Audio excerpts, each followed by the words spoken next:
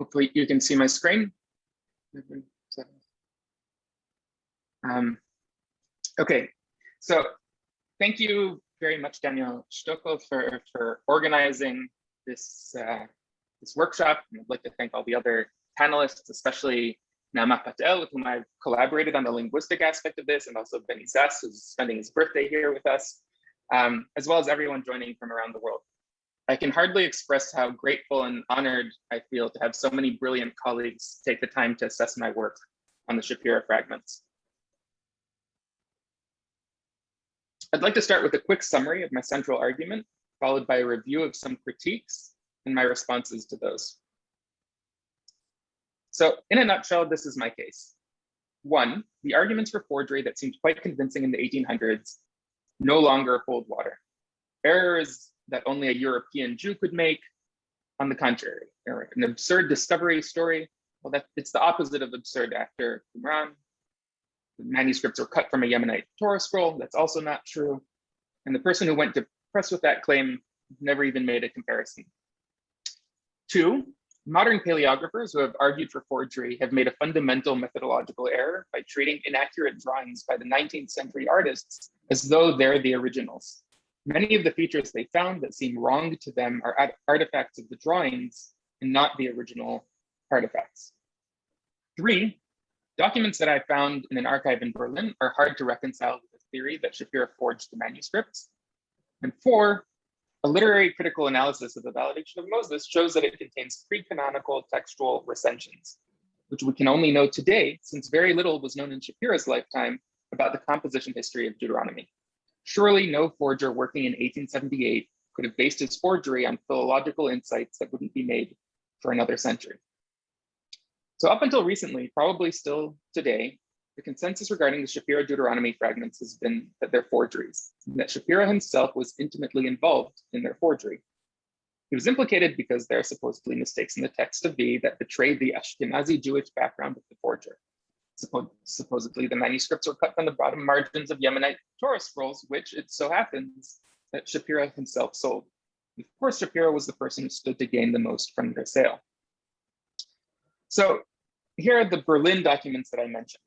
It's Shapira's handwritten preliminary transcription, and these were not previously known to scholars. Here we see one page. Here's another page. And these are interesting for a number of reasons. We can see it's very preliminary and that Shapira was still in the process of figuring out the order of the text. And someone recently pointed out to me that we can also see that he prepared the transcription very slowly, considering how little he wrote from one dip of his pen to the next. And most importantly, in my book, I discuss a tiny subtle error on this page where Shapira made the wrong guess about a single character that he couldn't read. His mistake is completely understandable and it changes next to nothing, except that it's hard to understand why Shapira made this tiny reconstruction error if he forged the text himself. Now, there's a reason that Shapira has always been the prime culprit.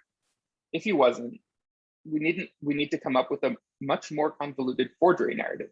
Who had the ability and motive to forge the manuscripts if not Shapira? It's not surprising that no one has ever proposed a forgery scenario that doesn't implicate Shapira. So here, I won't go into it now, but here is a single letter that Shapira couldn't read and he guessed wrong. He guessed these two letters, and that's what we see.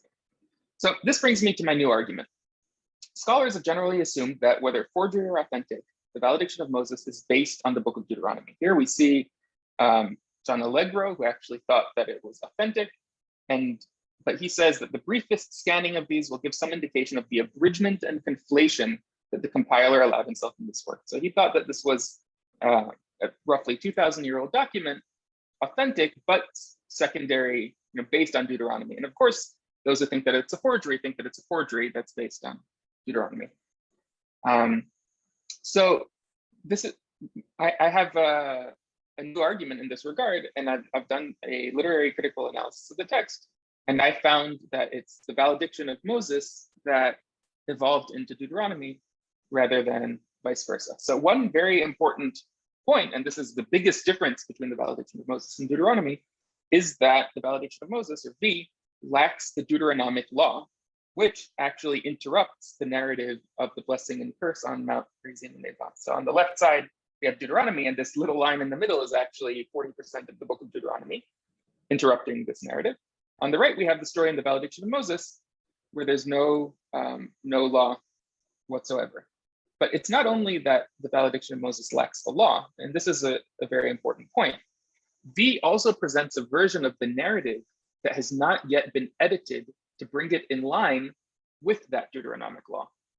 So in recent years, scholars have realized that Deuteronomy 2, which we see on the left side here, includes edits to make it match the law of warfare in Deuteronomy 20.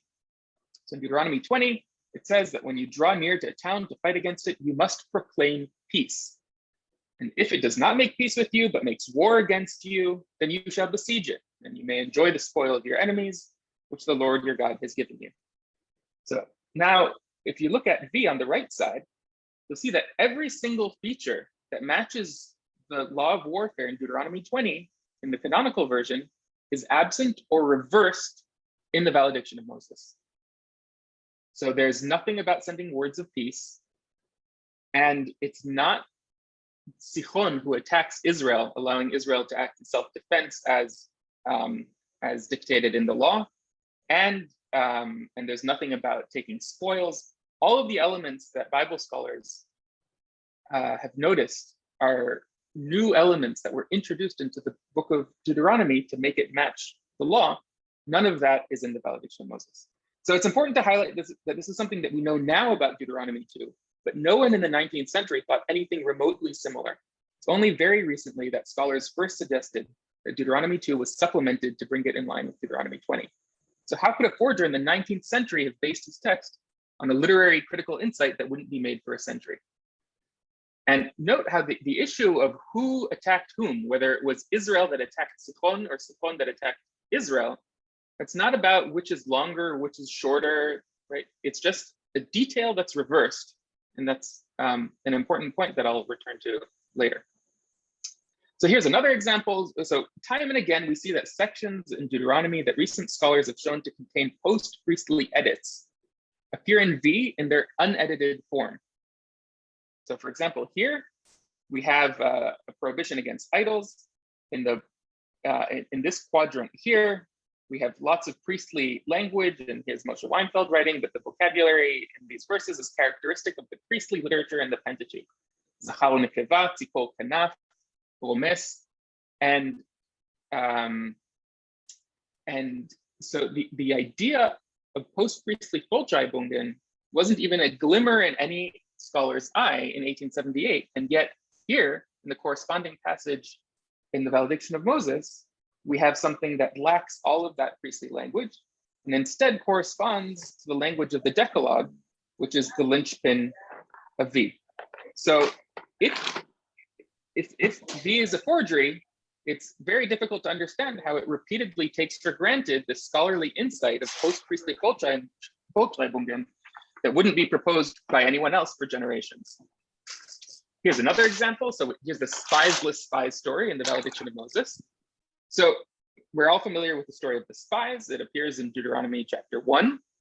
But in the valediction of Moses, there's a minor plot element that you might notice is absent, and that's the spies themselves. Also, there's no reconnaissance at all. It's not a story about gathering information, intelligence about the land, but instead it's a totally different story in which the people of Israel are instructed to immediately conquer the land of Canaan, and they refuse out of hand. I believe that one or both of the only two scholars in history to have argued for there having originally been a spiesless spy story in Deuteronomy are present in the audience today. David Frankel and Jaeyoung John. And it was first suggested by Frankel in the 21st century. No one in 1878 had thought of it. It's important to stress that this can't be a lucky artifact of abridgment, as some have suggested either. Obviously, no one abridging the spy story would have left out the spies, the central element of the story. That's not how abridgment works. Here's my last example. In the valediction of Moses, the Levites are not a tribe. So we had a look before at this text, the blessing and curse on Gerizim and Eval. And if you look in the bottom two quadrants here, or bottom two slots, you'll see that there's a tiny difference. And this is something that escaped me the first 100 times that I read the text, or the significance of this escaped me. But then I realized that this has very significant ramifications. So if you look at the canonical version in the bottom left, it lists the 12 tribes that are supposed to stand on these two mountains, Gerizim and Eval.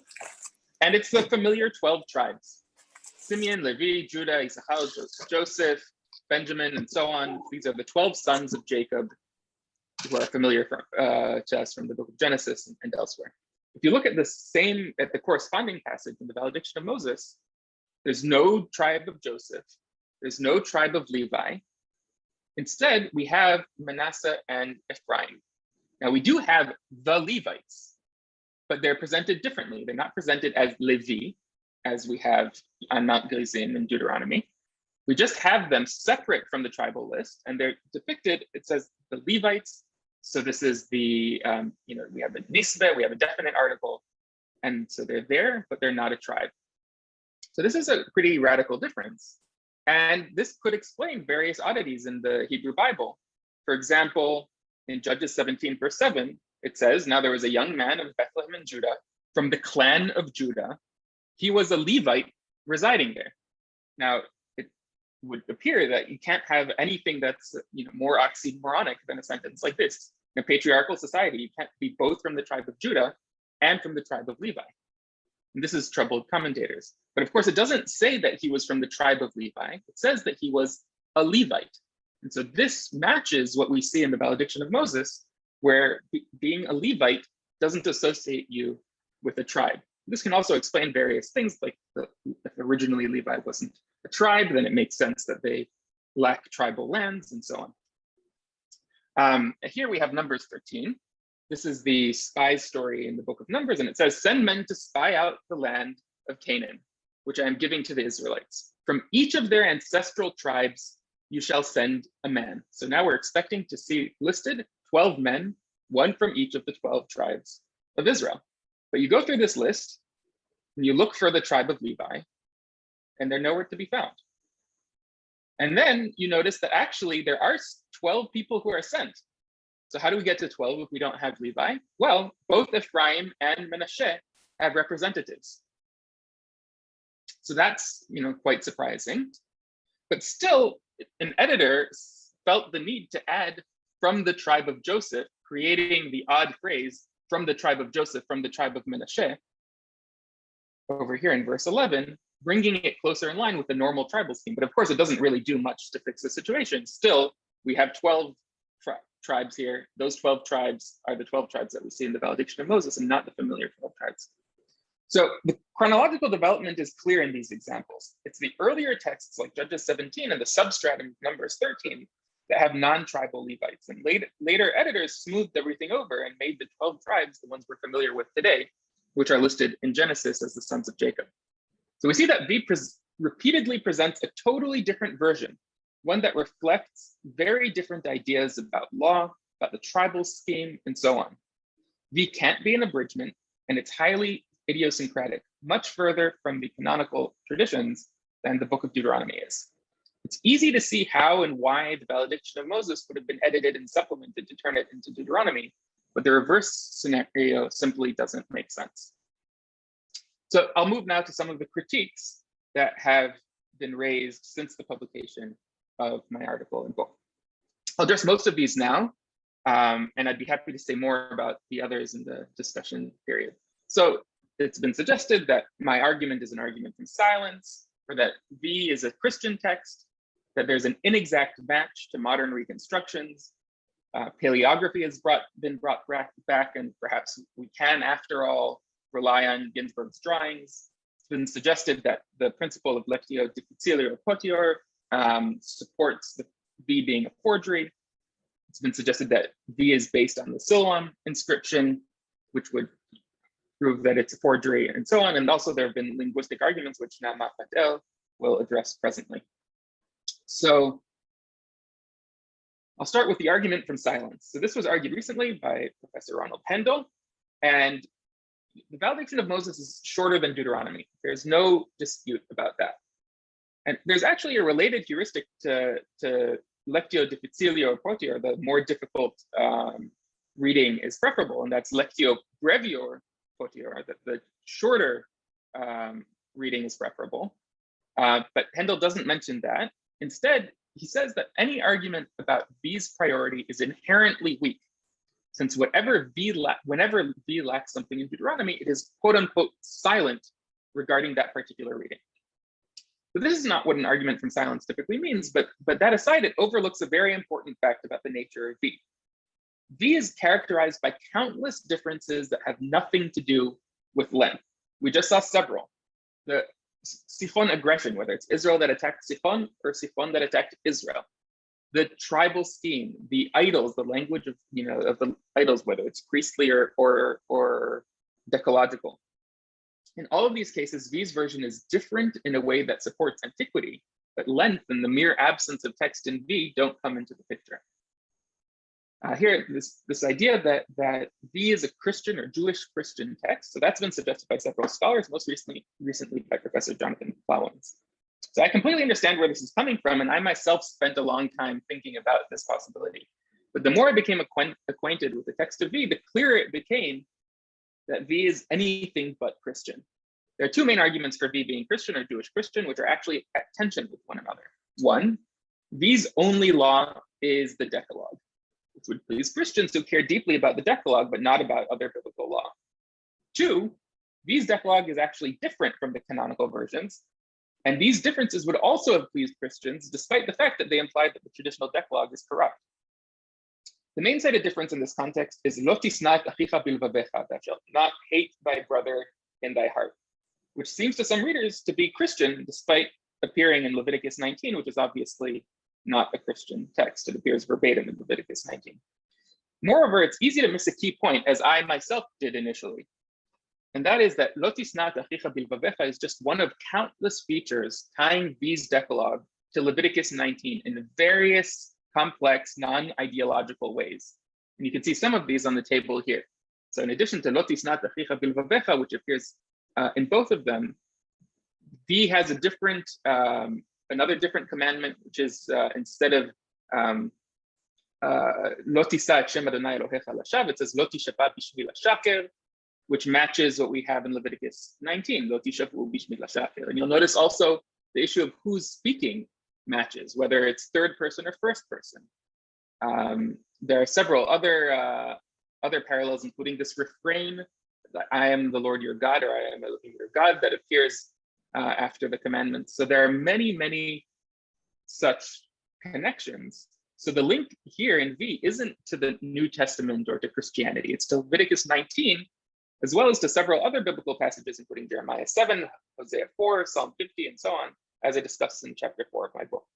V is not a Christian text. I should add that the absence of any Old Testament or law is actually a rather un-Christian idea. The whole point is that there is a second testament. Here's another argument. This was raised by Benjamin Suchard recently. I think it's forthcoming. So he's argued that since the correspondences between V and the recently proposed reconstructions of Deuteronomy are not always 100%, sometimes they're 97%, there's nothing to my argument that V couldn't have been forged in 1878. Instead, the correspondences are explained as the coincidental outcome of abridgment. But as we've already seen, the alignments can't be explained as the outcome of abridgment, since no one would abridge the spies out of the spy story or abridge Pinchas out of the Pinchas story. And abridgment obviously wouldn't lead to a switch in the aggressor and the Sichon narrative, or a change in who the 12 tribes are, etc. The tiny differences between the recent reconstructions and V are acknowledged in my book and are to be expected. No one thinks that their reconstructions are 100% accurate. 97% is in fact amazingly impressive. David Frankel's theory about the composition history of the Deuteronomic spy story is radical. He claims that it was originally about immediate conquest, not reconnaissance. He claims that it had no spies. The people rebelled on their own and the spies were added secondarily.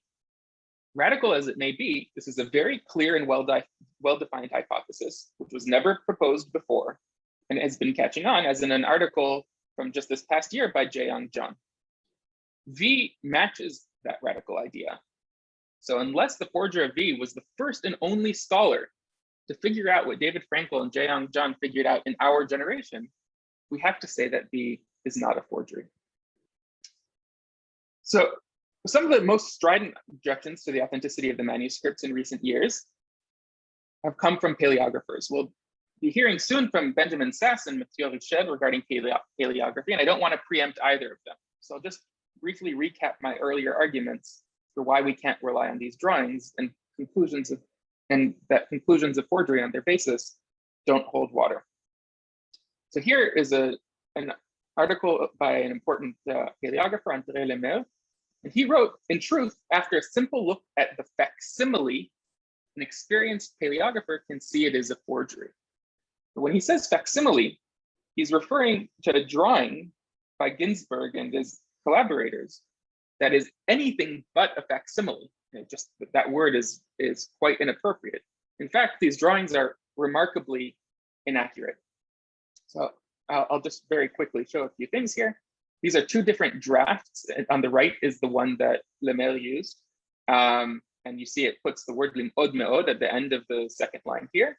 But then you look at his later draft, one that Lemaire didn't use, and where that's just lamed mem, where's the rest of lim'od me'od?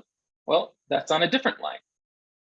Or here, it's ukshabta'a, but actually it says ukshabta here with a bet instead of a resh. And then in this other version, it says kshalta, but it appears in a different place. Here it says pachadtem mipnei. Here it says pachadta mipnei. Just a different reading of the text altogether. One of them, there's just an extra letter there and it's spaced out differently.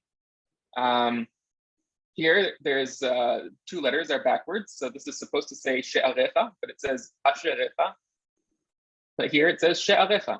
So we can just see that what Ginsberg and co were doing is they were working from a transcription and copying the text from the transcription into the drawing. They weren't actually reading the manuscripts and representing the script of the manuscripts at all.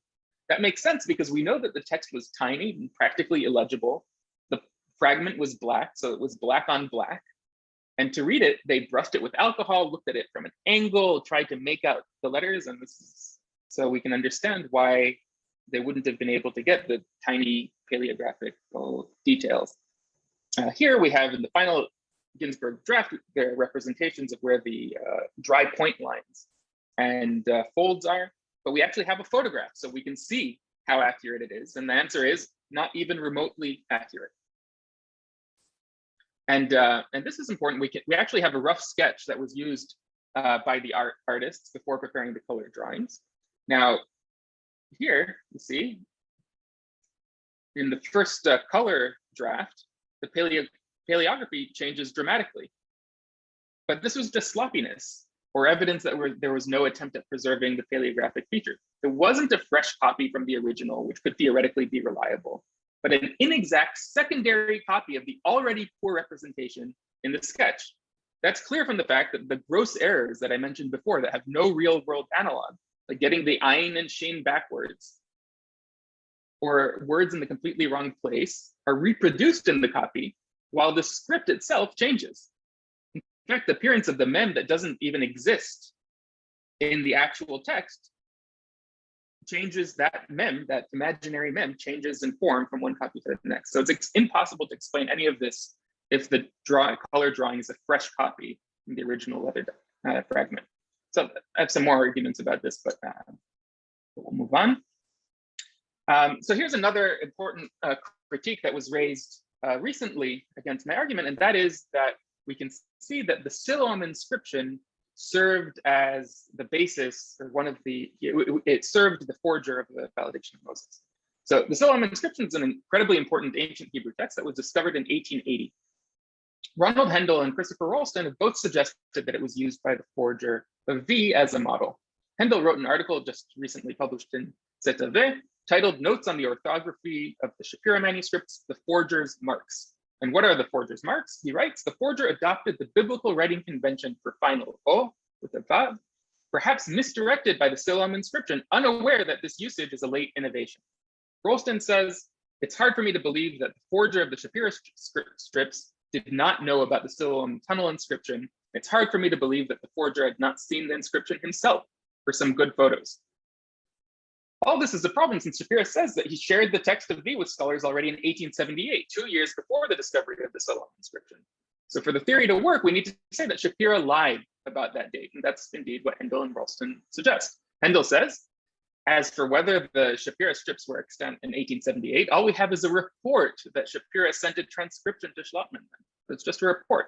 Ralston says those who believe those who are active in the market, like Shapira, are just not being savvy. In short, I am not inclined to believe that Shapira sat on his fragments for 5 years from 1878, before the discovery of the Siloam inscription, to 1883, after its discovery, and then decided to show them to the world. Some may choose to take him at his word, but again, the world of the antiquities market is demonstrated to be a world of smoke and mirrors, not a world of facts and proof. So Hendel and Ralston's theory is predicated on Shapira having lied about the year 1878. He actually only prepared his forgery in 1883, at which point he could have used the Siloam inscription as a model. So I actually just this week got my hands on this incredible document that you see here, which is now found on in the Israeli National Archive. They got it from the German consulate. It's a letter from Konstantin Schlottmann addressed to Shapira. It contains an in-depth discussion of the valediction of Moses. Now look at the date. So this is discussion of the valediction of Moses, the whole thing is. But look at the date here on top, October 17th, 1878. So Ralston and Hendel's theory of dependence on Siloam, which seemed so obvious to them due to the similarities between V and the Siloam inscription, can no longer be defended. Shapira was not lying. That's now an established fact. So there are further ramifications of V being attested in 1878 and not just 1883. So here's Hendel again. He says, this anachronism was not perceivable by Goethe and other critics, since in 1883, they had no other old Hebrew inscriptions besides Siloam. All there were these tiny seal impressions. In other words, in 1878, when this extremely extensive text of V came to light, there were 0 ancient Hebrew inscriptions in existence, right? Just little seal impressions and so on. We should therefore expect V's Hebrew to be an absolute joke, but it's not. The scholars who think it's a forgery today make much more subtle arguments than those that were made in the 1800s, when a leading scholar, Neubauer, said that V's Hebrew was, quote, an ignorant amalgamation as incorrect as only schoolboys can make it. We now know that almost all the things that seem so obviously wrong to Neubauer are actually appropriate for an ancient Hebrew inscription. There was simply hardly anything for Neubauer to compare it to in 1883. But once we know that the original point of departure is incorrect, for example, that Shapira prepared his text after the discovery of the Siloam inscription, it should reverse the inference. If V and Siloam are conspicuously similar, that's either due to both being genuine or Siloam having served as a template. But if, as we now know beyond a shadow of a doubt, V was extant before the Siloam inscription, then the conspicuous similarities identified by the skeptics are now transformed into evidence for V's authenticity. How could a forger have based himself on an inscription that hadn't yet been discovered? In my book, I show that contrary to the prevailing forgery theory, Shapira's paper suggests that he himself thought they were authentic. Moreover, the text of V repeatedly matches intricate source-critical reconstructions that were made long after Shapira's death, which required several paradigm shifts to even be conceivable. For the Shapira fragments to be a forgery, we need a plausible explanation for how the forgery was created. When I spoke to skeptical scholars 2 years ago, they said things like, clearly Shapira copied from the Siloam inscription, and surely once you dig deeper, you'll find that all the literary critical hypotheses were known in Shapira's day. Now, after much more research, we can confidently say that these hypotheses were incorrect. The Siloam inscription hadn't been discovered, and no one suggested these literary critical hypotheses in the 1800s. Now that these crucial elements of the forgery hypothesis have been proven wrong, we must reassess the inferences that were made on their basis. I'll finish with this thought. It goes without saying that with the passage of time, forgeries become increasingly obvious. That's because forgers are working to convince their contemporaries, and they're limited by the knowledge of that time. And yet the Shapira manuscripts today are much more convincing than they were in 1878 or 1883. No one even understood what V was purporting to be if it's a forgery. In other words, that it's a version of Deuteronomy from before the introduction of post-priestly edits and the mystic edits to make the narrative match the Deuteronomic law. And nobody realized that because nobody knew that any of those phenomena were present in Deuteronomy in the first place. It took more than a century for this alleged forgery to even become comprehensible once scholarship had finally caught up with the world's most brilliant or the world's luckiest forger. True, if V is what it seems to be, we're going to have to reconsider a whole slew of theories and paradigms. But if we were ever going to discover an extremely ancient proto-biblical or parabiblical text, that was always going to be the case.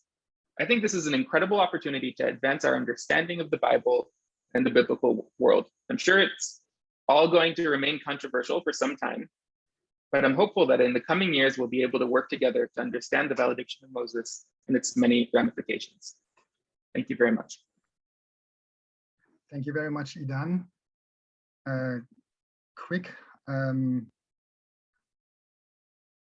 Thank you very much, Idan, for your tour de force. And we go right away to Naama Pat-El, who is going to speak on new observations and reactions regarding the language of we.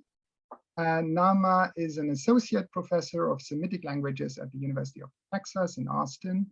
Her research focuses on comparative historical linguistics of the Semitic languages, especially syntax. She recently co-edited with John Hunegard the Semitic languages. Please, Naama, we are waiting for your words.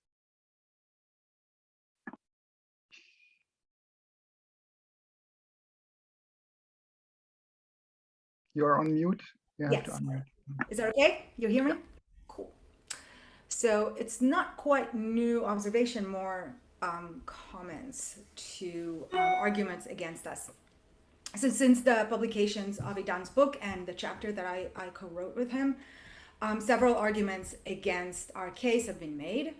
So first, thank you for all the scholars, the colleagues that for their engagement and the time that they took to argue against us. And I've certainly learned a lot from both the comments and the reading suggestions. But I'd like to address a number of serious linguistic arguments that have been leveled against the authenticity of Shapira. I'll start with the spelling of Ayin Dalet Taf, which we, Idan and I, read as feminine singular construct, but it was instead read by Professor Israel Knoll as an abstract noun edut. The argument that he made is that this is a late form and therefore Shapira is a forgery. So I'm not going to repeat the argument that this word is not actually testimony, but rather statute. That's in the chapter. Instead, I want to argue that edut is not necessarily late. Now, generally in historical linguistics, the best arguments are morphological, because once you establish a paradigm, you don't need to prove that each verb say occurs with each suffix. This basic principle is applicable here. It doesn't really matter whether a specific form is attested in the Bible, but rather given what we know about the language, whether it could be. The lexeme in the sense of testimony might not be attested in the MT, but its independent components certainly are. The derivational suffix ut is attested multiple times in early text, as is the base form ed. If it's possible to attach this derivational suffix to melech to create malchut and to alman to create almanut, it's possible to do the same with ed. It's certainly true that this derivation is more common in post-exilic Hebrew, but it's also possible and available in pre-exilic Hebrew. Another argument against our proposal was the spelling of gentilic plurals, which in Shapira is without a yod. So Dr. Harold Samuel argues that this suffix is consonantal, iyim, so we should expect a yod. Dr. Samuel cites the gentilic kitim in epigraphic Hebrew to prove his point. Without this yod, Dr. Samuel determined that the Shapira manuscripts are an obvious forgery. As we have noted to him earlier, in kitim, the yud actually is a part of the stem, so it's kithion. This is similar to goyim, which by the way, appears in Shapira with a yod, which, unlike other plurals, is written with the yod because the yod is consonantal. You can see it by the singular goy. But the main point of this agreement is that Dr. Samuel assumes that the gentilic in Hebrew is identical to the Arabic gentilic, and as such should have a geminated yod in the singular. But actually the evidence from Aramaic, where the gentilic is I, long A, long A, and Y, suggests that the gentilic in Hebrew is more likely a reflex of long I, Y. And when we add the plural im to the singular noun, we may get im or im, and indeed both of them occur. This is an observation that was already noted in Blau in 2010 and recently in Benjamin Sukkard's book. This applies also to the feminine singular gentilic, which is typically spelt without a dagesh in the yod representing it. We have Mitzrit, Israelit, Knaanit, and so forth. That's the common way to write gentilic feminine singular. The same pattern, the same system is attested with ordinal numbers 2 to 10. These forms show the derivational suffix e on the base katil with a long I. The same is true in Phoenician, obviously, so you get shani, where we must assume that the ending is consonantal if it's written with a yod. Plural forms of ordinal numbers are not common in the Bible, but they too do not show gemination of the yod unless the plural is attached to the ordinal 2, which has a consonantal yod, right? Sheni shniyim with a dagesh, but shlishi shlishim without a dagesh. Similarly, feminine singular forms of ordinals in the Bible don't show gemination and are regularly spelled without a yod. And you can check me, but you know it's very common. Shlishit, revit, chamishit, and so forth are written without a yod in the Bible. This evidence is consistent with the epigraphic material, where the vast majority of the occurrences of feminine singular ordinals are spelled without a yod. So in the Sumerian Ostraka, you get Asirit, Shi'it, so forth, without a yod. In short, the spelling of plural gentilic nouns in Shapira fits what we know about the history of this morpheme. The third feature I would like to address is the masculine singular possessive suffix. Professor Ron Hendel noted that the spelling of this feature in epigraphic Hebrew is always with hey, while in Shapira it is with vav. Professor Hendel concludes because of this spelling, the Shapira manuscripts must be a forgery. As is well known, the orthography of this suffix changes quite a lot during the first millennium. In most of the Hebrew epigraphic material, and I should add in Moabite, the spelling is indeed with hey, which represents O. But there are a few exceptions, the Ceylon inscription, which Idan mentioned from the 8th century, and the Ketef Hinnom amulet from the 6th, 7th century. So in Ceylon we get Ish Likrat Re'o, Resh Ayin Vav, and in Ketef Hinnom we get Bo, Bet, Vav. The Ceylon example is well known. By all accounts, this is an example of an alternate form where the intervocalic hey was syncopated. The debate is whether to read this form as a diphthong, which is what you find in Cross of Friedman, or as a vowel, which is what you find in Gar, and in Rainsford and Schneidewin. The evidence from Ketef Hinnom lends support to the argument of a vowel.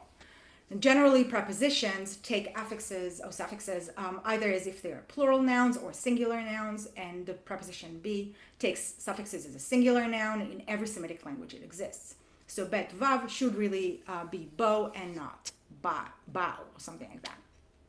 Now, is there other examples where w represents o in Hebrew? Quite possibly. Again, in the Siloam inscription, you have two words that are written with vav, od and motza, and they are taken to be diphthongs, while those that are written without a vav, kol and yam, show a contracted diphthong. The problem is that od, kol, and yom, sorry, not yom, are all in construct and really should reflect the same contraction of out to o.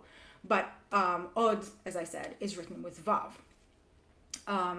In other words, there are forms in the pre-exilic epigraphic record where the third masculine singular possessive pronoun is marked with a final w, final vav, and possibly represents a vowel. These are not the norm, to be sure, but they do exist and they can't be just dismissed. And I will conclude with a note on the comparison of Shapira to 19th century Hebrew. Dr. Benjamin Sukkard claimed that, and I'm quoting, many of these strange linguistic features are well attested in this period, namely 19th century. In order for the argument that Shapira is a reflection of the language of 19th century forger,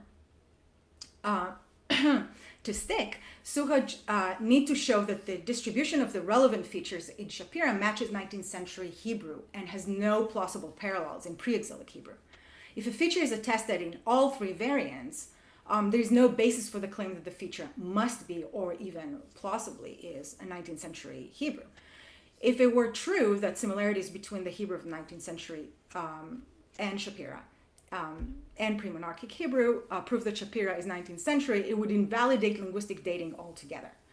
The feature which could prove that Shapira is a 19th century forgery are those that are specific to 19th century Hebrew, but not to biblical Hebrew. So, for example, the lack of article assimilation after a preposition, historically feminine nouns with masculine agreement, Aramaic like masculine plurals like yotzin, and so forth. There are many features that could be applicable here. The fact that the only feature shared between Shapira and 19th century Hebrew are also shared with pre-exilic variants of Hebrew is quite telling, I think. And I'll end here.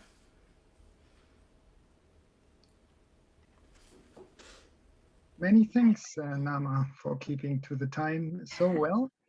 I would now like to invite Rebecca Jefferson to give her talk on the fresh assessment of Moses Shapira's manuscript collecting activities, discoveries, and sales.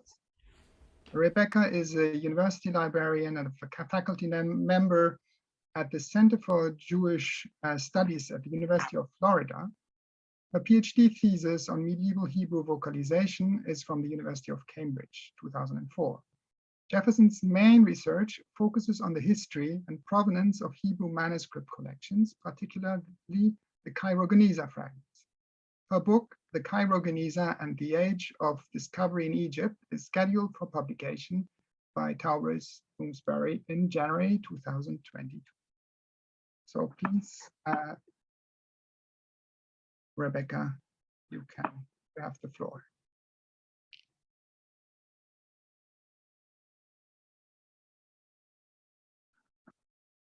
You're still muted. Unmute. Am I unmuted now? Yes. Okay. Sorry. Technology. Thank you very much to Daniel for organizing this great event and to allowing me to be on this distinguished panel. And thank you to Idan for opening up important questions and investigations again. And thank you for sharing with me Shapira's handwritten catalogs, because those opened up a new world to me in my research on the Cairo Geniza. And so I was very grateful for that. In preparation for this webinar, I've written a long essay about a fresh assessment of Shapira's collecting, and I'm happy to share it afterwards. This is a shorter version, and I hope I can get through it quickly. I won't be discussing scandals such as the Moabite pottery. That's been addressed by many people elsewhere, more capable than me of talking about that. I'm going to look only at his manuscript collecting activities, the market for such pieces and the scholarly reception of them. And all of these relate to the scandal in some ways, I think, as you'll see. And I think, hope what my, sorry, let's move on. Slideshow will show is that there's a different side to Shapira. And this is the Shapira who, at least in this regard, was very concerned with authenticity and was very much becoming a connoisseur of Yemenite and Karaite manuscripts. All right. The image that you can see in front of you, that's from the Bodleian Library. This is a manuscript that Shapira supplied, but that no one knows today, unless you know his little telltale number at the top of the folio. So the disappeared Shapira. All right, this is an image of a catalogue that was prepared in 1870. One of Shapira's first major sales, or rather attempted sales, comprised 2 Torah scrolls and 3 manuscripts. Shapira gave the scrolls and manuscripts to a bookseller in Frankfurt called Johannes Alt in 1869. Alt collaborated with the Masoretic scholar Saliman Ber to produce a 16-page catalogue describing the scrolls, one of which Shapira told him came from Arabia and the other from Hebron in Palestine. And Alt listed on the back 3 manuscripts for sale. The physical characteristics of Shapira's scroll from Sana'a in Yemen were what we now know are typically Yemenite. The leather was sheepskin, it was a reddish brown color. The text was written on 51 lines per column. This scroll was unusual in that it was made up of sections, some of which were older and some more recent, and some of the letters were described as overwritten. Baer noted that an attached fragment of the scroll containing verses of Leviticus had an inscription on the back revealing that it had once been owned by Abu Ali Sa'id in 1058 CE. Despite realizing its importance due to its age and deviation from known scrolls, Alt was nervous. The trade in Torah scrolls was fraught. Textual uniformity was believed to be the essential characteristics of Bible scrolls, and Torah scrolls had not been subjected to the same generations-long scrutiny as Bible codices. By the way, the image that I took here belongs to the Tislak Center in Philadelphia, and I think there may be a connection to the scroll in question. Thus, Alt consulted with the famous Russian scholar and collector Konstantin von Tischendorf. The latter confirmed his belief that they were genuine and based on a comparison with scrolls later collected by Firkovich. And here you can see a translated quotation from Tischendorf's letter. Alt included Tischendorf's letter to authenticate the scroll's antiquity in his catalogue. In 1884, when the publicity surrounding the Deuteronomy strips was at its height, an American Orientalist, Isaac Hollister Hall, inspected a scroll containing the biblical book of Numbers in a Philadelphia library. The scroll was purported to have been purchased by Shapira in the 1870s. Hall described this scroll as composed of pieces of synagogue rolls of different hands and ages. The leather is sheepskin, most of it stained red. Each page containing regularly 5 columns and each column regularly 51 lines. Lacking expertise in Hebrew scrolls, Hall was most suspicious about the label from Tischendorf. He contacted scholars in Germany and he soon got a response from Delitzsch. Delitzsch had written a notice about it in the Allgemeine Zeitung, where he described the scroll from South Arabia as having 4 columns. The fact that the Philadelphia scroll was 5 columns and not 4 now confirmed to Hall that something odd had taken place here. So he stated to the American Philological Society that although this was a very interesting scroll, it was clearly not the scroll that the letter was meant for, although it was worth keeping.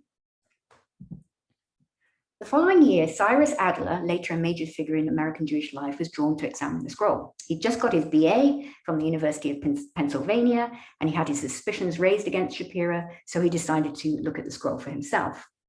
Adler concluded that the dyed color was a process not very intelligible for writing material unless to give the appearance of age. White spots on the leather suggested a corrosive sublimate had been applied to it, and the different pieces in various hands could only mean that the scroll had been specially manufactured to meet the wants of a pious and curiosity-seeking age. Yet writing about this incident in his memoir 56 years later, Adler changed the details of what he'd observed in his account. Instead of 1 scroll, he saw 4 or 5, and he revealed that they'd been purchased by a Macaulay of Philadelphia. One of them bore the Tischendorf endorsement label. And here you can see why I chose this scroll, because it kind of fits the Adler description. Most importantly, according to this version, the young graduate who was hoping to pursue a PhD had been encouraged to publicize the scrolls as fraudulent by his mentor, the American philologist William Dwight Whitney. Whitney was concerned about Hall's readiness to accept the Philadelphia roll as worth keeping. Since he was already engaged in a fierce scholarly debate with Friedrich Max Müller over Darwin's ideas, he expressed his concern to Adler that the Europeans would reveal that the scrolls were a fraud before the Americans got a chance to do so. Yet the whole affair pivoted around a few key errors. When Delitzsch published about the 2 scrolls in Allgemeine Zeitung, he described the South Arabian roll as having 4 columns. Yet when Selim Baer published his 16-page catalogue, he clearly designated the scroll from Palestine as the one with the 4 columns. This is the back of this 1870 catalogue, next to an image of a manuscript with a Shapira number. With regard to the 3 manuscripts advertised for sale, all can be traced to manuscripts that Shapira sold to the British Museum in July 81. And you can see one of them here. It's a copy of Mivcha Apenin.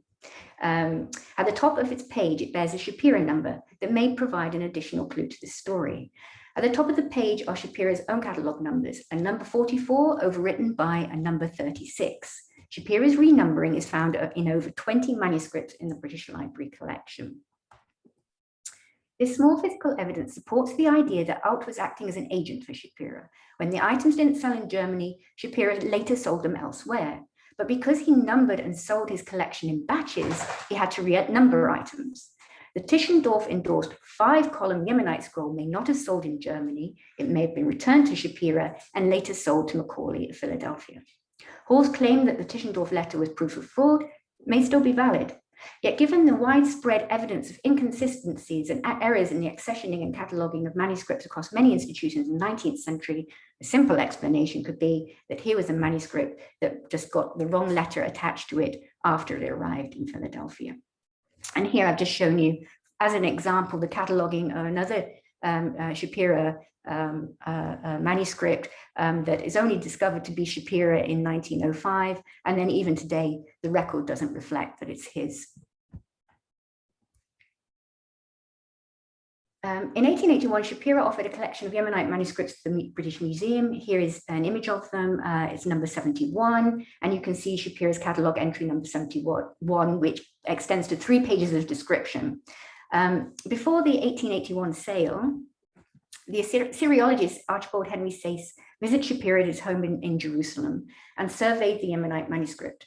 In a letter to the Academy Journal, which you can see, he called attention to manuscript number 71, particularly the epigram that stated it was from 945 AD. Sass urged the British Museum to purchase them in order not to be outstripped by Berlin. Christian David Ginsberg responded in the next issue of the journal by berating those who placed such notices in the public press and further playing to the ignorance and unfair demands of dealers. However, Shapira, as you can see from his entry in this manuscript, showed that he questioned the authenticity of the date and that he noted the danger in placing too much trust in the colophons or epigrams. The British Museum purchased the 40 Yemenite manuscripts for £800, which is roughly equivalent to £81,000 today. That's about £20 per manuscript, or £2,000 a manuscript today. And here you can see one example of the mixed reception, and this was partly based on the perception of Shapira thanks to the Moabite pottery scandal. And this slide just puts things into context of what the market believes a Yemenite manuscript is worth in the 21st century. Moving quickly on, am I okay for time? Okay. In 1882, Shapira offered a collection of Karaite manuscripts to the British Museum. From his catalogue entries, we can see that he probably had help to acquire them from the chief rabbi, Chacham Moshe Al-Qudsi. Before becoming chief rabbi, Moshe Al-Qudsi was a scholar, scribe, and seller of Karaite manuscripts, like his father before him. Both father and son were only interested in copying important texts and disseminating them rather than writing their own words. Shapira realized that Moshe Levi's books contained copies of important early Karaite works, and he links to them in his catalogue. Here you can see the 13th, 14th century copy of Al-Kirkasani and Moshe Halevi's copy of it.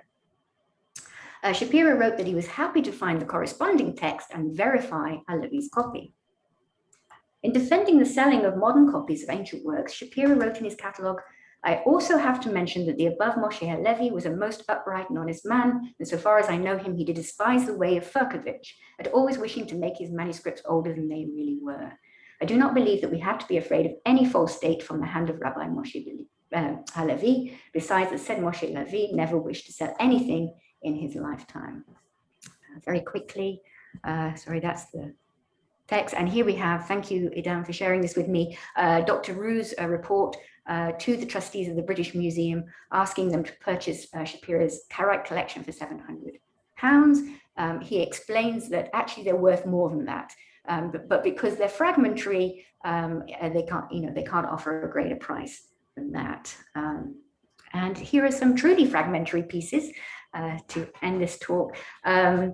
And you can see they are only provenanced as reputedly from the Cairo Geniza and other Genizot, and yet these realized $48,000 or £34,000 in 2005. And so really to conclude, and sorry I went super fast, just want to get the time in there, that I think it's worth scholars going and having a look at those handwritten catalogues. They reveal a great deal more about Shapira that we didn't know. They reveal a deep engagement with and an interest in the manuscripts he collected, as well as a deep preoccupation with finding and explaining evidence for their authenticity. Thank you. Thank you very much, Rebecca. We proceed right to Benjamin Sass, who is Emeritus Professor of Archaeology at Tel Aviv University. His main research interests are epigraphy and sigillography, in particular the genesis of the West Semitic, the Arabian, Phrygian, and Greek alphabets, and their early development. Benjamin will talk about a note on the paleography of the Shapira fragments. Please, Ben. You might need to unmute yourself. Mute, okay, it works. Can you hear me? Very well.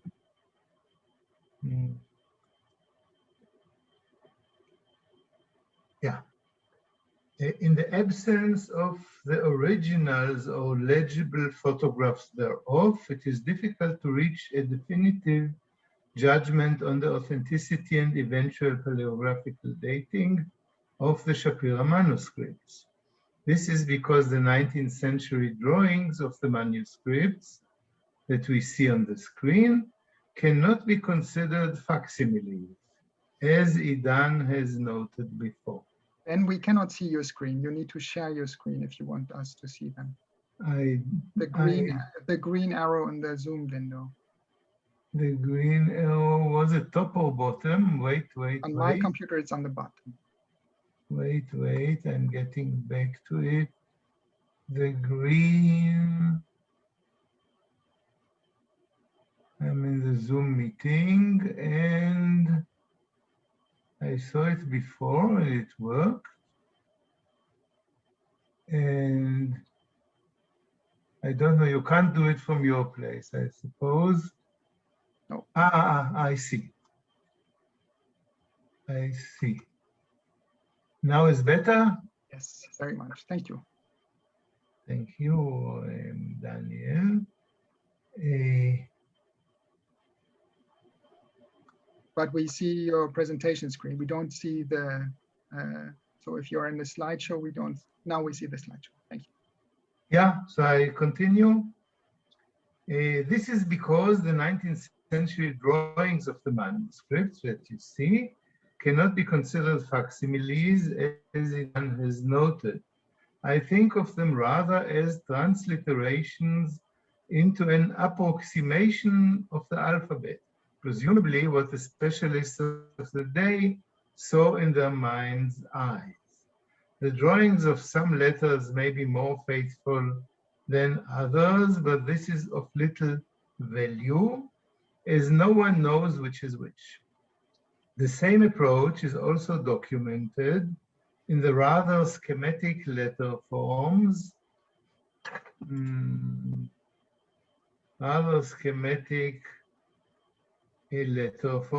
Clermont-Ganneau's drawing of the Mesha Stili, largely adopted by Ginsberg, of which the original is of course known. And it is perhaps not a coincidence that the ancient West Semitic fonts of the Corpus Inscriptionum Semiticarum were created about the same time by the same people or their colleagues. Clearly, the fonts reflect the same attitude as the drawings. Therefore, I think that debating the reliability of the various drawings misses the point. If they are not facsimiles, they are unreliable by default. This applies also to the drawing Idan deemed best, the one published in the Graphic of 1883. It too appears not to be a facsimile.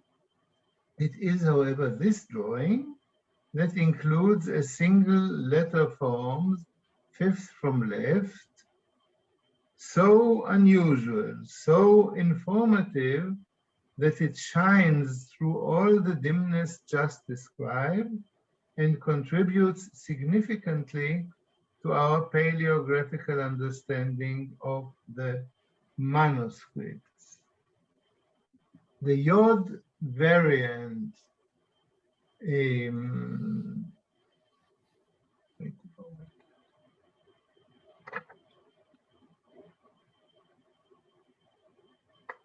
on my screen, I see the faces on the right blocking part of my PowerPoint.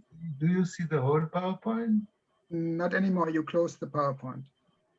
Oh my goodness, how will I find it again now? You just go down. You just go down on the left of your current screen, the bar, and go to this. You probably want to show the Samaria Ostrakon, right? We see this one. No, not at all. And I can't see. Now the screen sharing. It says you are sharing your screen sharing. רק תעביר את זה למצב מצגת. What is it? Explain this to me. I hear it for the first time. You just need to press play again, or go to the button on the bottom. Press what on the bottom again? of the screen. The screen. You want to display the presentation. If you go to the bottom of this window, there's a button for presentation mode. No, the problem is there isn't. It is covered by the PowerPoint. Now perhaps share. Stop share. And now share again. Share screen. Share. You are screen sharing now. Yes, so we'll continue with this, although the big letter, the enlargement of this letter is missing on my screen now. I hope you can see it. I think we can, yes. Yes. Okay. Yeah, the graphic. So we were here. The Yod variant written with 5 or 6 zigs and zags in a single stroke of the pen was not known before the Shapira manuscripts. Only several decades later, with the discovery of the Samaria Ostraka, has it become clear that this variant is an established form. Both it and the classical Yod form had the cursive tick or reflex at the bottom and at the lower end, likely traced inexactly in the drawing in the graphic. Yet another zigzag sign forms part of a short text incised on a whole pottery jar unearthed in the Beth Shan Valley at Tel Rehov, stratum 4 of the 9th century.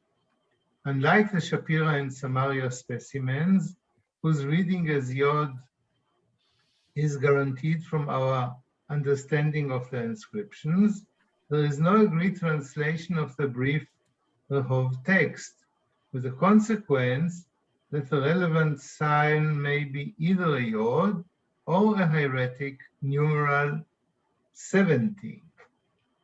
The excavator, Amichai Mazar, and Ada Yardeni, and Stefan Wimmer, a hieratic specialist, preferred a Yod.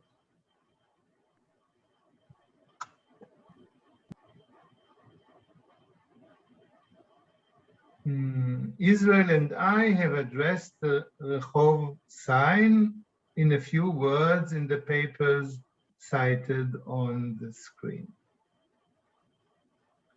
The continuous zigzag Yod in excavated inscriptions, Samaria and probably Rehov, is known at present from the 8th and probably also 9th century. Does this have a bearing on the dating of the Shapira manuscripts? In any case, there are no attestations of the same form in the richly documented texts of the 7th century and early 6th, nor in the Paleo-Hebrew alphabet of the Second Temple period or later, as far as I know. And do correct me, please, if I missed something. Taken at face value, the combined Shapira and Samaria timelines appear to show that the manuscripts are genuine. For how could a forger in the 1880s foresee a letter forms that would be first unearthed 3 decades later? To be sure, excusing away this yod as incidental or as immaterial is no option either. The letter is too highly diagnostic. Summing up, a first conclusion seems to be that the drawings by Ginsberg and Clermont-Ganneau, at least for Meisha, and our colleagues are not facsimiles and thus unsuited for paleographical analysis, a conclusion already reached by Idan. They cannot contribute to the question of authenticity. The only exception is the zigzag yod of the graphic. Barring a rediscovery of the original leather strips, Idan's study is potentially sound means to move us forward. If the manuscripts indeed display components that scholarship had not yet identified in Shapira's day, he maintains that no contemporary forger could have invented these components.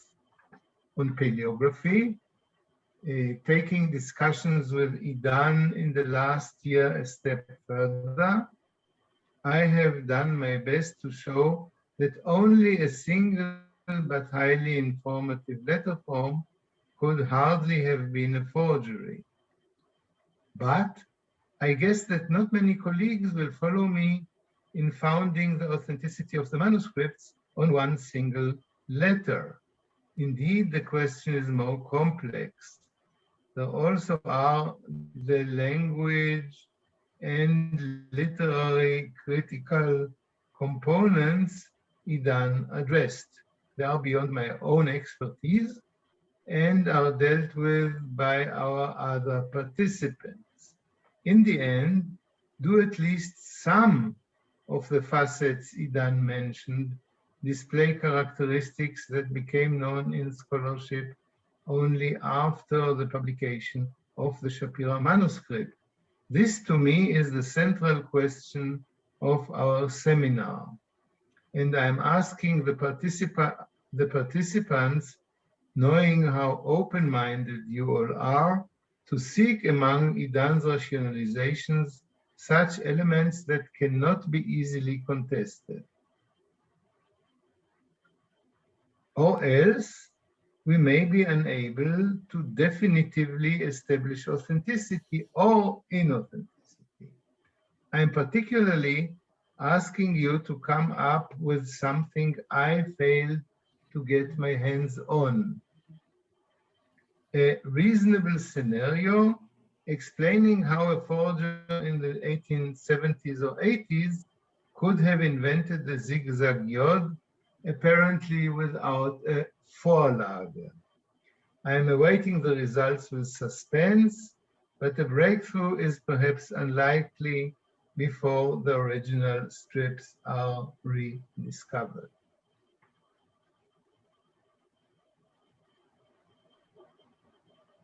Thank you. Thank you very much, Benjamin. We continue with Matthieu Richelle, who is now professor of Hebrew Bible at the Catholic University of Louvain, after many years as professor of Bible at Vaux-sur-Seine and as an adjunct teacher for hagiography at the EPHE, where he has also written his PhD thesis with André Lemaire and then finished in 2010. His habilitation took place at Strasbourg University 6 years later. He's the chief editor of First Kings and the series The Hebrew Bible, a Critical Edition, and a co-editor in the series Biblia Hebraica Quinta. His most recent book is The Bible and Archaeology, published at Henriksen in 2018. he also will speak to us about paleography with a shorter version of what he has already published in a long version on academia and will be published in print very soon. Please, Matthieu, you have the floor.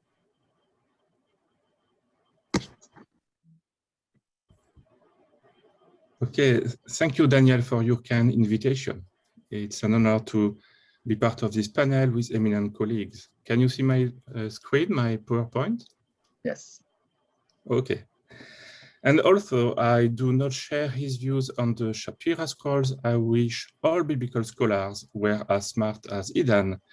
Academic life would be more exciting. Whether he is right or not, he has proven that he is a brilliant scholar. I will, of course, be very brief, and I refer you to my detailed paper available on academia.edu. When talking about unprovenance texts, biblical scholars sometimes proceed with little regard for paleography. Yet in the past, some forged inscriptions have proved credible at the literary and historical level. They have duped many scholars and were identified as forgeries thanks to paleography and also thanks to linguistics. So what sources of information do we have about the script of the Shapira document? We have a letter form chart made by Goethe, the drawings made under Ginsberg's supervision, the drawing of a colon and of a few letters by an artist, and also a few remarks by Shapira himself in a letter. Idan Dershowitz does not really put forward any argument against Goethe's chart, nor against the drawing made by an artist. And in the case of Goethe, it's important to see that his chart was not based on the previous knowledge or his curriculum in alphabetic inscriptions, because the chart contains a number of letter forms that were previously unknown, that do not come from the Misha stone or the Siloam tunnel inscription. And also he made several columns to reflect the script of several fragments. By contrast, Idan Dershowitz uses several arguments to show that Ginsberg's drawings are unreliable. Here I can only talk about the most interesting argument, which is based on the contradictions between two drawings of the same column. Indeed, they diverge in significant ways regarding the layout and the length of the text. Idan showed us that today. But although Dershowitz says in passing that the first one is an early draft, it is only in a footnote much later in his book that he clearly says that the other one is probably the final draft. And a comparison with his own reconstruction of this column shows that they are virtually identical. Both in the layout and in the readings, there are only 4 letters that differ.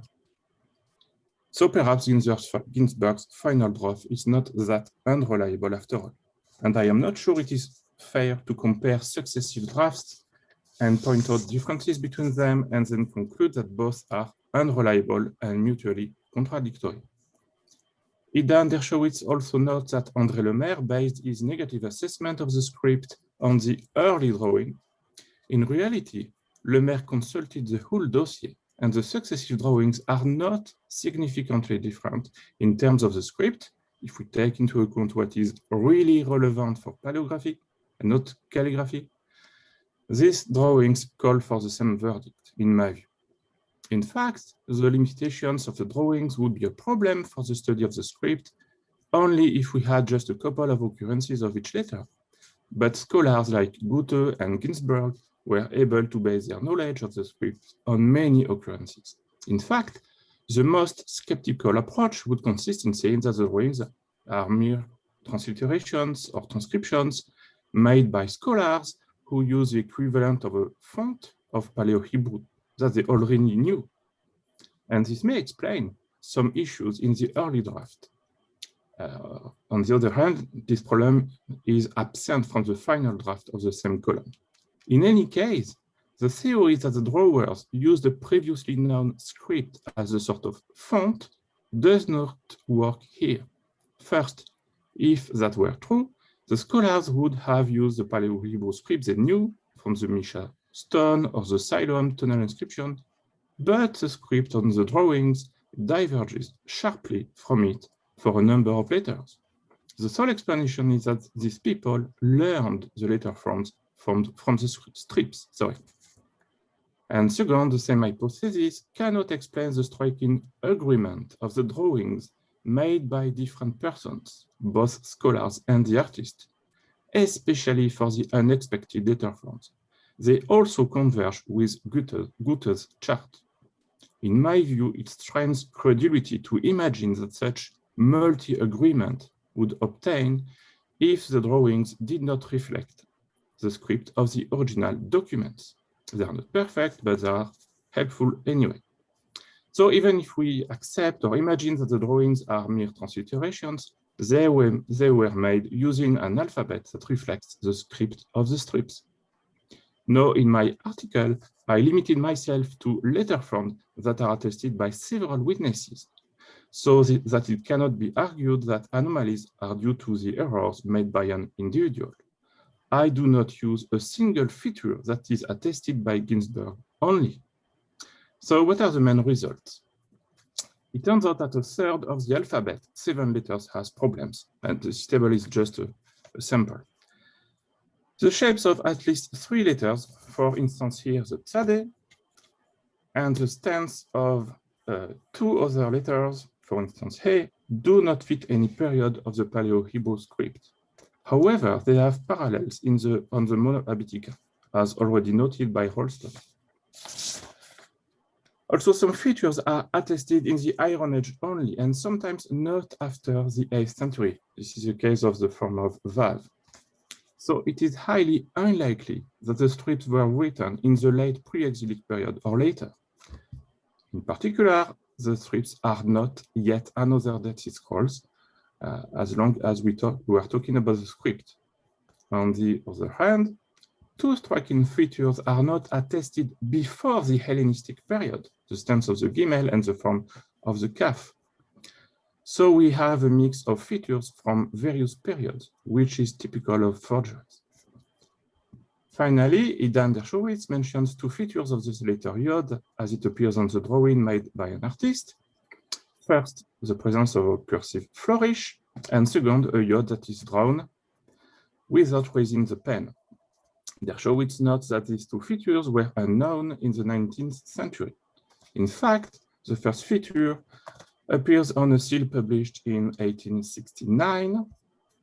It appears twice, in fact, and it also appears on a sketch of the Misha Moabit stone made by Salim al-Kari himself a couple of years before. And this sketch was used by Salim to forge some Moabitic. Regarding the second feature, my friend Ben Issa suggests it may be a genuine case of single-stroke Yod. We talked about that and we agree to disagree. As he knows, I prefer a more sober explanation. It is just a sort of clumsy reproduction of a standard Yod, a classical Yod. The artist attempted to do it by drawing the 2 top horizontals in a single movement, and he continued with the lower part of the letter in the same fashion as it drew in a sort of numeral number 3. It is a cursive way of drawing the letter and is the easy option taken independently and spontaneously by various persons or various periods. If the letter form in question was a complex sign, the argument could gain in plausibility. But here we are merely talking of a zigzag, and it does not take a genius to draw a zigzag. Moreover, the same artist failed to correctly reproduce 2 other letters in the same line. This is a resh and this is a mem. They are problematic. And furthermore, the special form of Yod appears alongside a classical Yod. I doubt that an authentic scribe would have penned this letter in these different ways consecutively. This might be conceivable in an inscription, but hardly in a long literary work written on a scroll. A more down-to-earth explanation exists. Not aware of the classical ductus, the artist tried 2 different manners of drawing Yod. He did the same for the resh here, and Salim did the same on his sketch with 2 consecutive Yod. And Also, this special form of yod never appears in the other drawings and in the letter from the chart. This, in my humble opinion, is yet another reason why it would be precarious to base anything upon it. Conclusion. While I agree that no absolute certainty can be reached pending the discovery of some strips in some attic in UK or in Germany, what we can do for now is to assess the available evidence and express our conclusions in terms of probabilities. We do have evidence. Some drawings may have errors, but we have multiple evidence and converging evidence. As far as the script is concerned, multiple sources converge in showing that it is problematic. There is, in my view, a strong probability that the strips are forgeries. At the end of the day, the main question is whether or not we should add the Shapira strips to the list of genuine documents that must be taken into account in historical and biblical studies.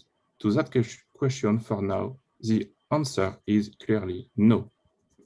Thank you very much. Thank you so much, Matthieu. And with Matthieu's words, we end this first session. Many thanks to all the other speakers as well. We are 10 minutes over time, and I propose that we simply abbreviate the break by these 10 minutes and start as planned at 4:45, when Rebecca will be the president of the next session. Thank you very much. Yep. I will pause the recording now.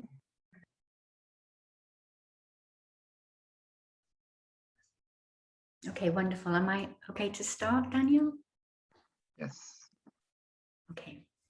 Well, welcome everybody to the second session of the webinar. We now have another 4 distinguished speakers. We're going to address questions of the Hebrew Bible, linguistics, and codicology. And I'll read each person's bio as they present, before they present. And we start now with Robert Holmstedt. Robert Holmstedt is Professor, Hebrew Bible and West Semitic Languages, is the Professor of Hebrew Bible and West Semitic Languages at the University of Toronto. Before that, he taught Hebrew and general linguistics at the University of Wisconsin-Milwaukee. Holmstedt is particularly committed to increasing theoretical and methodological awareness in the linguistic study of ancient Semitic languages. He has recently published Linguistic Studies on Biblical Hebrew, Brill 2021, and is currently finishing with Aaron and Philip C. Schmid, Phoenician Inscriptions, Society of Biblical Literature, and that's scheduled for 2022. So if you'd like to take it away. Thank you, Rebecca. And thank you, Daniel, for inviting me to speak. Can everyone hear me? That Rebecca, am I? Okay, good. I can only see Rebecca's face, so you're going to have to be my signal. So this is an interesting, actually, I'll start by saying that I've tended to avoid questions of forgery for decades. I've kind of followed them as a distant observer. And this one actually wasn't on my radar until a student asked me a few weeks ago what I thought about this discussion that seemed to be raging on academia.edu about the valediction of Moses. And I think I said, what's the valediction of Moses? But of course, I knew about Shapira's manuscripts because taking a break 24 years ago at the Wisconsin from studying and preparing for classes, I wandered over to our bookshelf and opened up a biblical archaeology review for some light reading and pictures. And happened to see an article that had been written on the Shapira manuscripts at that time, and it was fascinating. But you know, the demands of other things and the fact that we didn't have originals, I put the issue aside. And so this was in one case, in one hand, it brings me back around. So there's a bit of completion in this to something that's been sitting way back in the back of my mind for a while and wondering, particularly since the founder of our program at Wisconsin, Menachem Mansour, was one of the rare voices who defended some authenticity to the Shapira's manuscripts. So I also thank Idan for a very complex and erudite argument about the nature of this text, and Idan and Naama for engaging with the linguistics of it. Of course, that's my interest. My interest is primarily in understanding the linguistic profile exhibited by a text like this and asking questions about where it fits.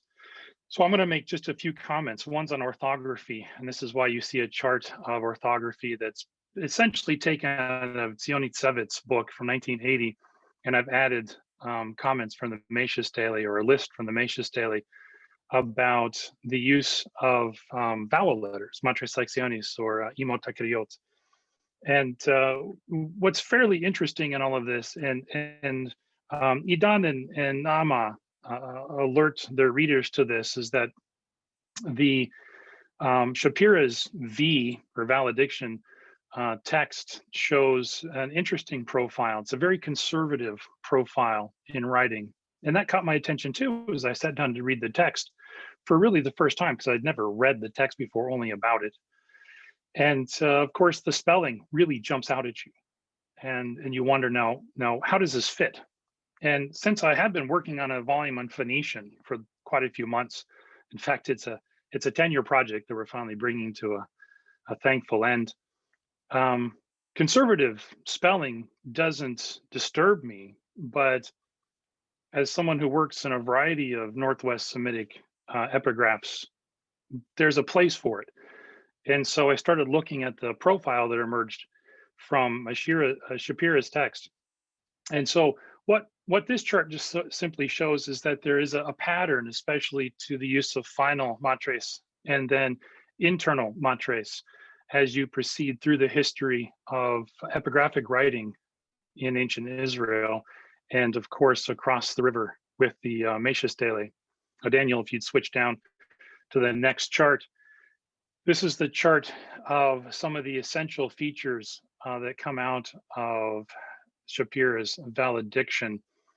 That uses a fairly consistent spelling of final vowels with letters, the yod, the vav, the hey.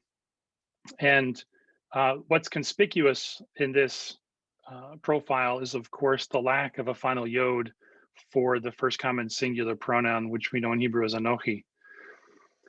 Turning to the medial vowel letters, they are rare, and what's difficult to find is a pattern. Now, when I come to spelling, I see spelling, it's a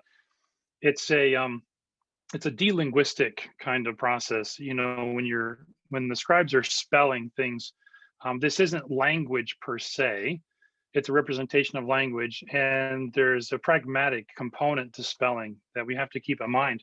And so vowel letters themselves are a pragmatic compensation for the ambiguity of a language, of writing that developed for a language like Hebrew, or for any language. You know, if we took out vowels, we could read quite a bit in any of our languages, but they do become important, especially for avoiding serious mistakes and offending people, or offending God. So what I'm looking for is a pattern, because even in the pragmatic application of something like vowel letters is going to exhibit a pattern. What I don't find, and what I didn't find in the valediction of Moses, was a pattern that made sense to me. There were yods used for internal, but then yods missing for internal vowels, and they were both reduced vowels, so diphthongs that had reduced to a monophthong, or they were for originally long vowels. And there was a variation that was existing in this manuscript that really strikes you when you're looking for a pattern. There are inconsistencies in all of our ancient texts. I mean, if it has more than 5 words, it's going to have some sort of inconsistency, whether it's in the shape of a letter or whether it's in a spelling convention. What I found in the orthography of the valediction was a level of consistency that was difficult to account for and impossible to ignore. So the orthography for me wasn't determinative, but the orthography was this bell that was ringing, this red flag that was waving about the nature of the text. I also think it's really interesting that there's a very consistent final vowel spelling with the matres pattern, but you don't have it on the 1CS pronoun. And that happens to be something that we find in the Macius Daily. We don't have evidence in epigraphic Hebrew we do have in Phoenician, but of course, Phoenician's so conservative that it rarely uses. I mean, it occasionally does, but rarely uses matres in any position. But you have this one in this text, and that seems to be one of those things that it's hard to deal with. So, even in the Mesha Stele itself, we have to conclude this is either a dialectal feature or there's some sort of odd inconsistency in the Mesha Stele in the profile, in the consistency of the application of this writing convention of representing final vowels, especially final long vowels, but final vowels with vowel letters. So when you come to this presence, this particular feature in the valediction of Moses, Shapira's text, I think it's a good question. Why does it follow Moabite and not demonstrable or at least attested Hebrew practices? So that's primarily what I drew out of the orthography. And of course, I know Ron Hendel has addressed this. Once I finished my own reading, I finally started reading around this issue and see that other people have addressed this well. None of it actually changed my assessment as I finished looking through this text that there's something really odd with the spelling. As I wrote in my fuller analysis, there's a really weird vibe to the spelling and the valediction of Moses. But it's not spelling, because spelling is a delinguistic phenomenon. Spelling can be manipulated. I mean, I do think there are probably patterns that are going to be hard to perfectly imitate, but anyone with eyes and who pays attention can start doing that.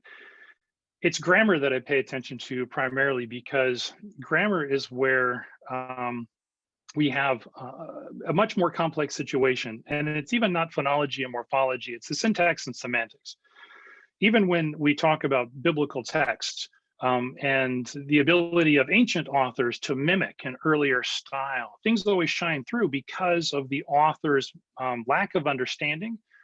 There wasn't a scholarship, there wasn't an academy of Hebrew language, so people could get together and study these things. It was, you could have extremely bright people doing their best, but some things were going to shine through because their grammar had changed, even if they were native Hebrew speakers.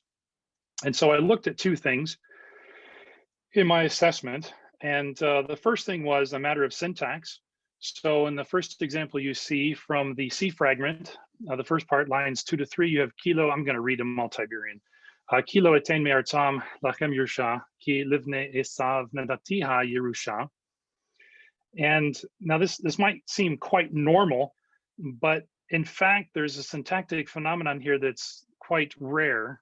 And what we find in Hebrew is a pattern that a verb like natan, actually many verbs, but especially natan, because it's a trivalent verb and it has a recipient, typically with the prepositional phrase lamed, and has a patient, the thing that's given, which is often a noun phrase. Whenever the prepositional phrase or the patient with et, the differential object marker, has a pronoun, and so it's a light phrase, it typically goes along with the verb and moves wherever the verb does. And of course, here I'm talking about verb movement, so I'm assuming a particular theory of language that you'll have to, if you're interested in, read about some of my other work. So the point is that you'll typically find lacha, lachem, short phrases like this, otam, right after the verb. When you don't find them after the verb, as in the case we have here, it typically carries in situ focus marking. So you would read it as kilo etain me'artzam lachem Yerusha. And then it's setting up a contrast with something that's coming after, or it's been assumed from before. In this case, it's coming after ki livnei Esav nitatiha Yerusha. So that's not ungrammatical. And in fact, we do see that in Deuteronomy 2:19. That's the third example there. Kilo etain me'eretz b'nei Amon lecha. But what we typically see more often is the pattern where the prepositional phrase follows the verb, as I've mentioned, and we have that in Deuteronomy 2:9. When it doesn't follow, when it's in C2, it has that contrast, that focus marking. And I've given you an example from Genesis 34:16 just to illustrate the nature of, in this case, multiple focus marking. And I'm not going to read the example, you can look at it. So what we see in Deuteronomy 2:19 then seems to be a contrast between you and the children of Lot. And that's precisely what we seem to have in a parallel fashion in valediction C1 lines 2 to 3. But the problem is that this is a very rare construction. In fact, 219 is the only place in Deuteronomy that you have in situ focus marking with the verb natan.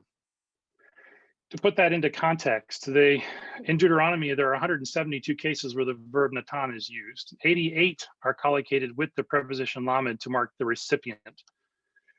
16 of those cases are the Deuteronomy 2 and 19 type, in the sense of it has the preposition and it has a complement, a noun phrase complement of some sort along with it. I've listed those there, 2, 5, 9, 19, et cetera, et cetera. Only 219 has this in situ focus. And so to me, it suggested that this is a very specific linguistic phenomenon, and I was surprised to see it in the valediction. And it began this connection. What else is there between Deuteronomy chapters 1 through 4 in particular and the valediction? And what I noticed was a type of syntax that I've only seen in Deuteronomy 1 through 4. Years ago, I began a kind of a small research project, and I never completed it. But it was on the syntactic nature of Deuteronomy 1 through 4. And what I found was it had a very complex sort of syntactic profile where there are multiple levels of embedding. Now, since then, Frank Pollock has done a number of studies in which he's talked about shorter, simpler, paratactic versus longer, more complex, hypotactic sort of syntax. And what you see is that the more hypotactic, the more complex, the more that we put those in a category of written. It's highly literary. It's probably not from any oral setting. And so you have a later profile. In fact, what I've seen since then in a variety of syntactic studies and in the building of my database on the Hebrew Bible is that only in small sections of Esther have I run across this kind of very complex syntax. And I give you two examples of what I'm talking about. In Deuteronomy 2, 2 to 7, Moses begins in the first person. It's already a quotation because the whole thing is said in his voice. That's level 1. He quotes Yahweh. That's level 2. This Yahweh's quote has a multi-clause instruction that includes a further embedded quotation. You have to go back and tell the people, level 3. And this kind of difficult syntax, it's hard to process. That's why it's not oral. This is hard to follow when you're a listening audience and not a reading audience. So it has to do with processing load in terms of how we actually understand language. Deuteronomy 2, 9 to 12 has a similarly complex profile. So, and I think, yeah, okay, so we're getting down to, so I'm gonna jump from this section on the syntax and the combination of Deuteronomy 1 through 4, which I think links it as somewhat late, because I actually think Deuteronomy 1 through 4 itself is the latest part of Deuteronomy to have been put on, and it shows a different profile than the rest. And I find that to be an interesting feature. And the verbal semantics is the next the issue I discussed in my treatment. And I know this has been discussed before and dealt with, but I don't think that it's actually been dealt with in a clear way. Partly because even now people still don't understand the verbal system in biblical Hebrew. And I presented what I considered to be a very, it's somewhat simplified, but it's an accurate presentation of the verbal system based on aspectual analysis, with the vayikol as an outlier, as a simple past tense, and the realist and irrealist uses of both the katal and the yiktol. And the vik-katal is not a separate form. It carries an implication, an implicature, so it's typically avoided because of the avoidance of wanting to, or the desire to avoid using it in past tense consequences when it's actually supposed to be an irrealist. So I'm summarizing in a hurry now because I've run out of time. But what you have in valediction is a couple places where the vav plus katal is used as a simple past. And in fact, they're followed by the subjects. This is a pattern that does not exist in Deuteronomy. That's the important part. I know that Idan and Naama talked about Jostin, who pointed back to an earlier article from 1963 where there's maybe 49 of these examples. But even in Deuteronomy, and there's not a one in Deuteronomy, that's 49 in the Hebrew Bible. Even in Deuteronomy, there are hundreds of examples of the irrealist that's used properly, verb subject with irrealist semantics. And when the katal is used as realist, it's subject verb, and it's very clear a past context. So the 49 out of over 3,600 examples of the irrealist katal used in a way that's transparently non-past or not simply past tense in the Hebrew Bible suggests that even if we granted all 49, and I don't, because I think there are other explanations for the vast majority of them, even if we granted all 49, it's an extremely rare semantic use of the verbs. And so I look at these things and I say, I don't think the person understood the biblical Hebrew verbal system. I think what you have here is the slipping in of a later stage of Hebrew where the katal was simply past and the iktol was the non-past. And so my assessment at the end of the day was that this looks a lot like what I see in my advanced biblical Hebrew classes, where I assign them back translation from English. And I say, give me good classical Hebrew, or give me good late biblical Hebrew, or give me good this. And really sharp students produce really fine compositions, but there's always subtle mistakes. And it tells me where we have to do further research on the verbal system or syntax or this, that, or the other. So I think the valediction of Moses, linguistically speaking, it strikes me as someone who's either working from Hebrew or working from a back translation. I mean, maybe they're working from some other language. They had a pastiche, and they're actually translating it back into what they attempted to make as good classical Hebrew, but there are things that are peeking through.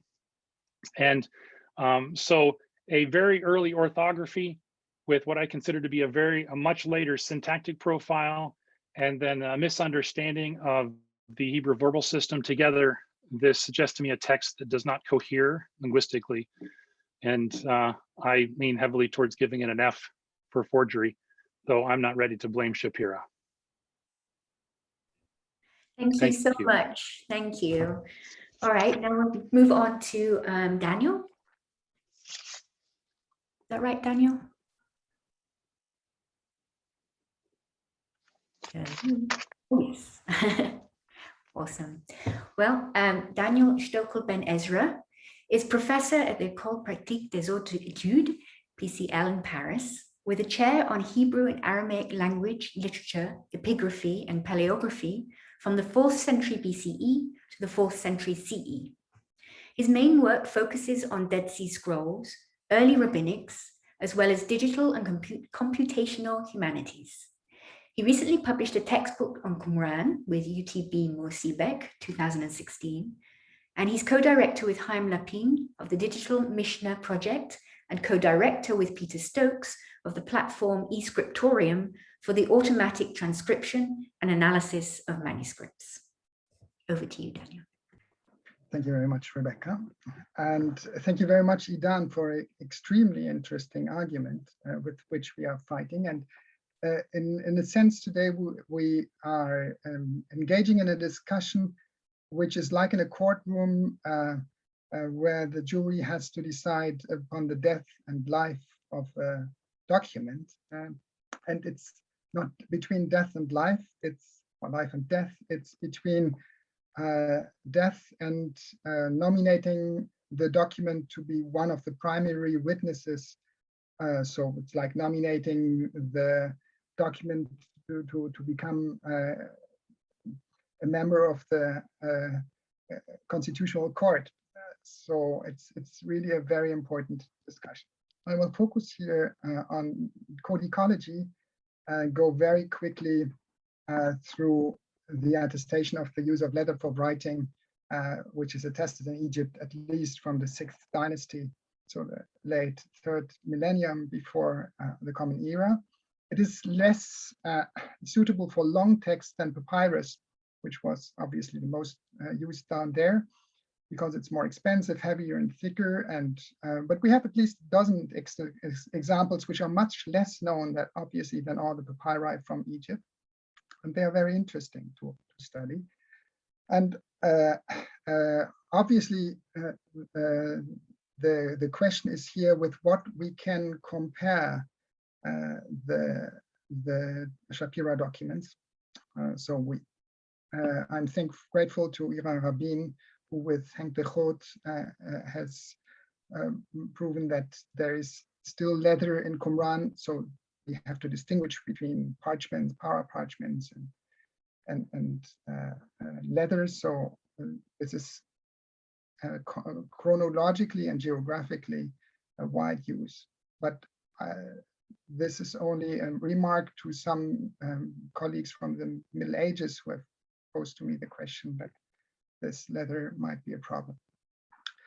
The larger problem was the book form, which is a leporello or concertina, meaning you can see here in the only picture is extant that there are these folds down here and here, and here you can see the page behind it. And Colette Sirat, my colleague, retired colleague, in her article Les Fragments Shapira, said she discarded all arguments based on content or language or paleography regarding the drawings as unreliable, and concluded that the essential item leading her to think this is a forgery is the book form. She says these folds have a link with the text, since the columns are always written in between. Let us repeat. The folds are inexplicable in the context of the ancient book and contradict the well-established reading customs in the whole ancient work. So I thought to focus on that, and very briefly, Colette Sirat then refers to the custom in Orthodox synagogues to read from the Megillat Esther and to actually, it's not real folding, but letting the Megillah fall down on your table and go like this. But if you do this very often and you always come to the same situation, you might create some accidental folds in the leather or parchment. You can also have accidental folds through storage. I'll explain shortly, but what we clearly have here in the Shapira documents are intentional folds. So they do not cross the writing, and the book was made as such. So we find this very often in Southeast Asia on their types of paper, and rarely also for Ethiopic manuscripts. This is all the second millennium of our era. In the Greco-Roman world, we obviously have the wax tablets, which can consist of 2 or several. So I didn't have a better image for a polyptych than this one, but obviously the book form is extremely different because they are usually for ephemeral use, for taking notes. And the link is also usually on the longer side, not on the shorter side of the sheets. Idan has tried to make the argument that 4Q2459, or which is the same as 4Q319, is such a leporello. Well, if you look on one of the pictures, you can also see that the fold goes through the column, not through the text, which is nice, but you do not see this fold repeated several times. So I do not think that we can really prove that this is a leporello. And Nahumi's father suggested to me that 4Q41 is a leporello, where you see a couple of creases, but so and usually cross the text only at the margins, but here would be one in the middle and here would be one in the middle. So I'm not completely convinced that this is a good example either. And it's very hard also to make sense of the deterioration at the margins here. So we can have accidental creases and symmetrical breaks in frequent long manuscripts, and we can see that, but this is not the same as intentional ones. And this happens when the roll lies on the floor and the gravity simply increases the tension here and will finally lead to breaks at the sharpest points. Now, leporellos can take many different forms, and some of which I exemplify here. So the pages do not necessarily have to have the same length, obviously, and they can be folded in different curvatures. There is one highly interesting example, which is the Libelinteos from Zagreb, which was brought there at about the same time as the Shapira manuscripts were studied. And if you read the Editio Princeps by Kral, it actually refers to the Shapira manuscripts as a kind of mother of all forgeries. It is very early. It's the earliest Etruscan text. It has been dated now also with C14 to most probably the 3rd century BC. It's a paraliterary text, so it's a calendar. And this, in my opinion, would be the closest example of a parallel to a leporello from antiquity. It is a paraliterary text, but if you look here on the layout, it looks pretty much like a fully literary manuscript. And there are other depictions of similar cases, like, for example, on this sarcophagus from the Vatican, from the Museo Gregoriano Etrusco, where you have this manuscript here lying next to the deceased with some letters inscribed on it.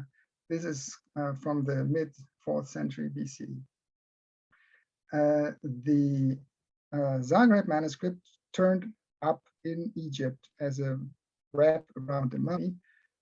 And this one is in Italy, so it's not strictly speaking Levant, but it shows that this book form was not completely unknown. And in fact, we do not have any parallels, which makes the case so difficult. If the copper scroll hadn't been excavated by archaeologists, I don't think a lot of scholars would have considered it as genuine as well. And I would like to thank the different people with whom I conversed in order to prepare this short presentation, and thank especially Idan for an extremely engaging book. Thank you so much, Daniel. That's wonderful. Okay, next up we have Professor Konrad Schmid. Okay, are you ready? All right. Konrad Schmid is Professor of Hebrew Bible and Ancient Judaism at the University of Zurich. Before coming to Zurich, he served as Professor of Hebrew Bible at the University of Heidelberg from 1999 to 2002. In 2012 to 2013, he co-directed a research group on the formation of the Pentateuch at the Israel Institute of Advanced Study in Jerusalem. In 2017, he was a member of the Institute for Advanced Study in Princeton. Currently, he is fellow at the Wissenschaftskolleg in Berlin, where he works on the topic, How God Became a Lawgiver. His most recent book project is The Making of the Bible, co-authored with Jens Schroeter, Berlin, to be published with Harvard University Press this fall. Thank you. Thank you. I would first like to thank Daniel Stökl for hosting this workshop, and also to Idan for having brought the Shapira manuscripts to our attention, again in such a detailed and sophisticated way. So in my view, the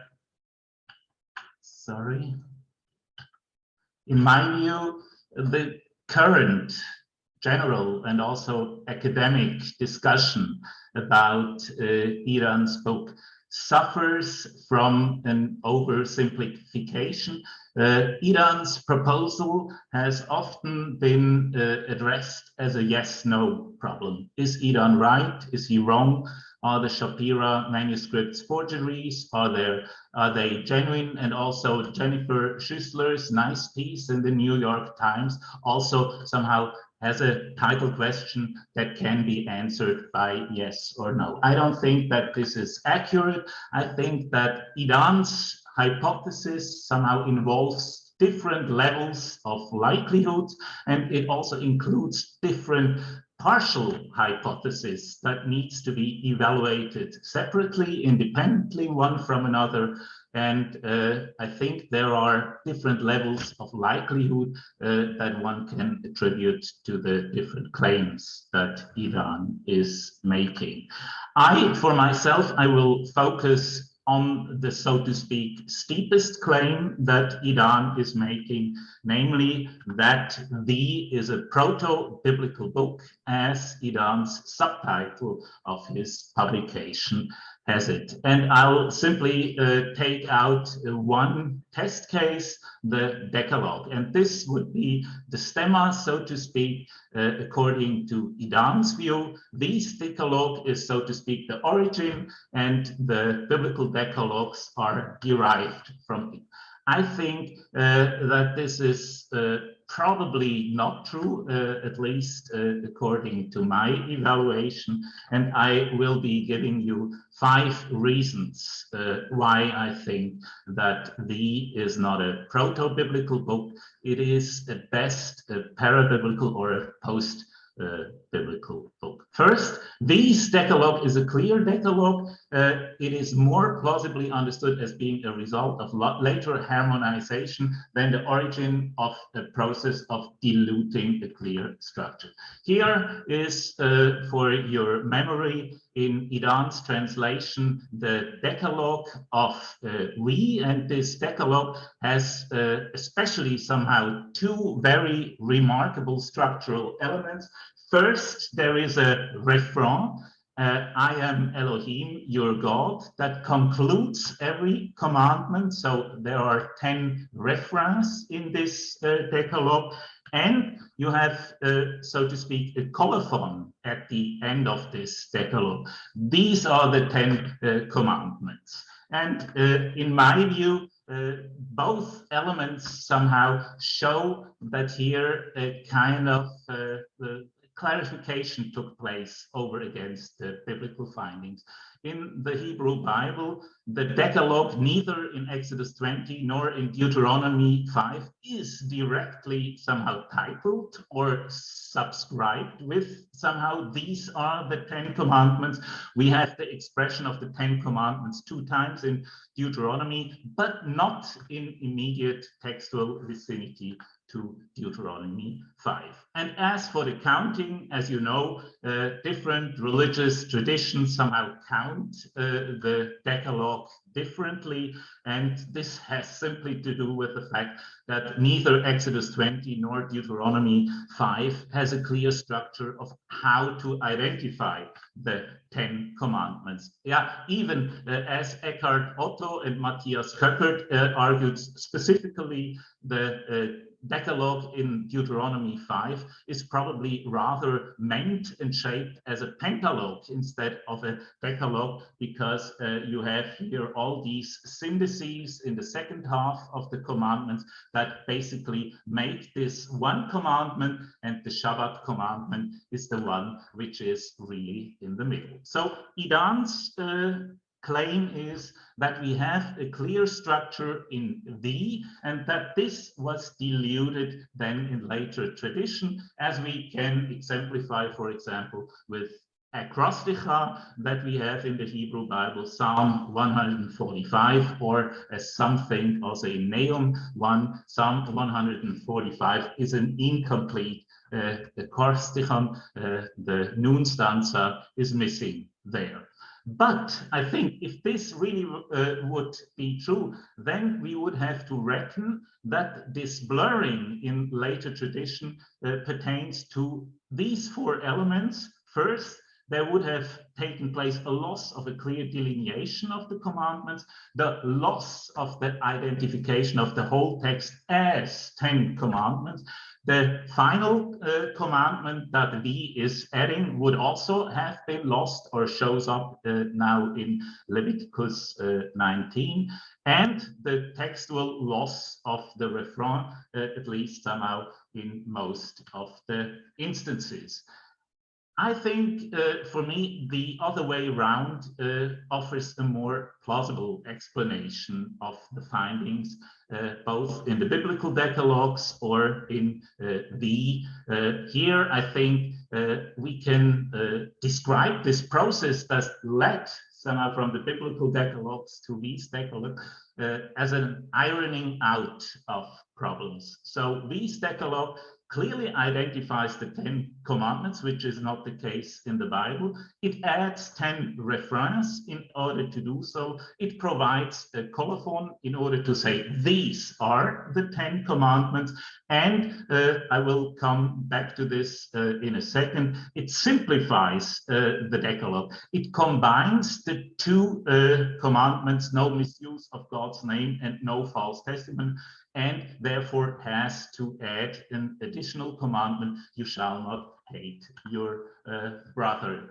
The second reason why I think that the biblical Decalogue is earlier than V is particularly what I just mentioned. V draws the third and the ninth commandments together into one single commandment, which seems like a secondary alignment because these two commandments are thematically very close one to another. So the misuse of God's name probably pertained in antiquity really not to take a false oath. So if we would reconstruct Idan's position on the development of things, then we would have these seventh commandment, which then was somehow distributed into two single commandments in Deuteronomy 5 and Exodus 20.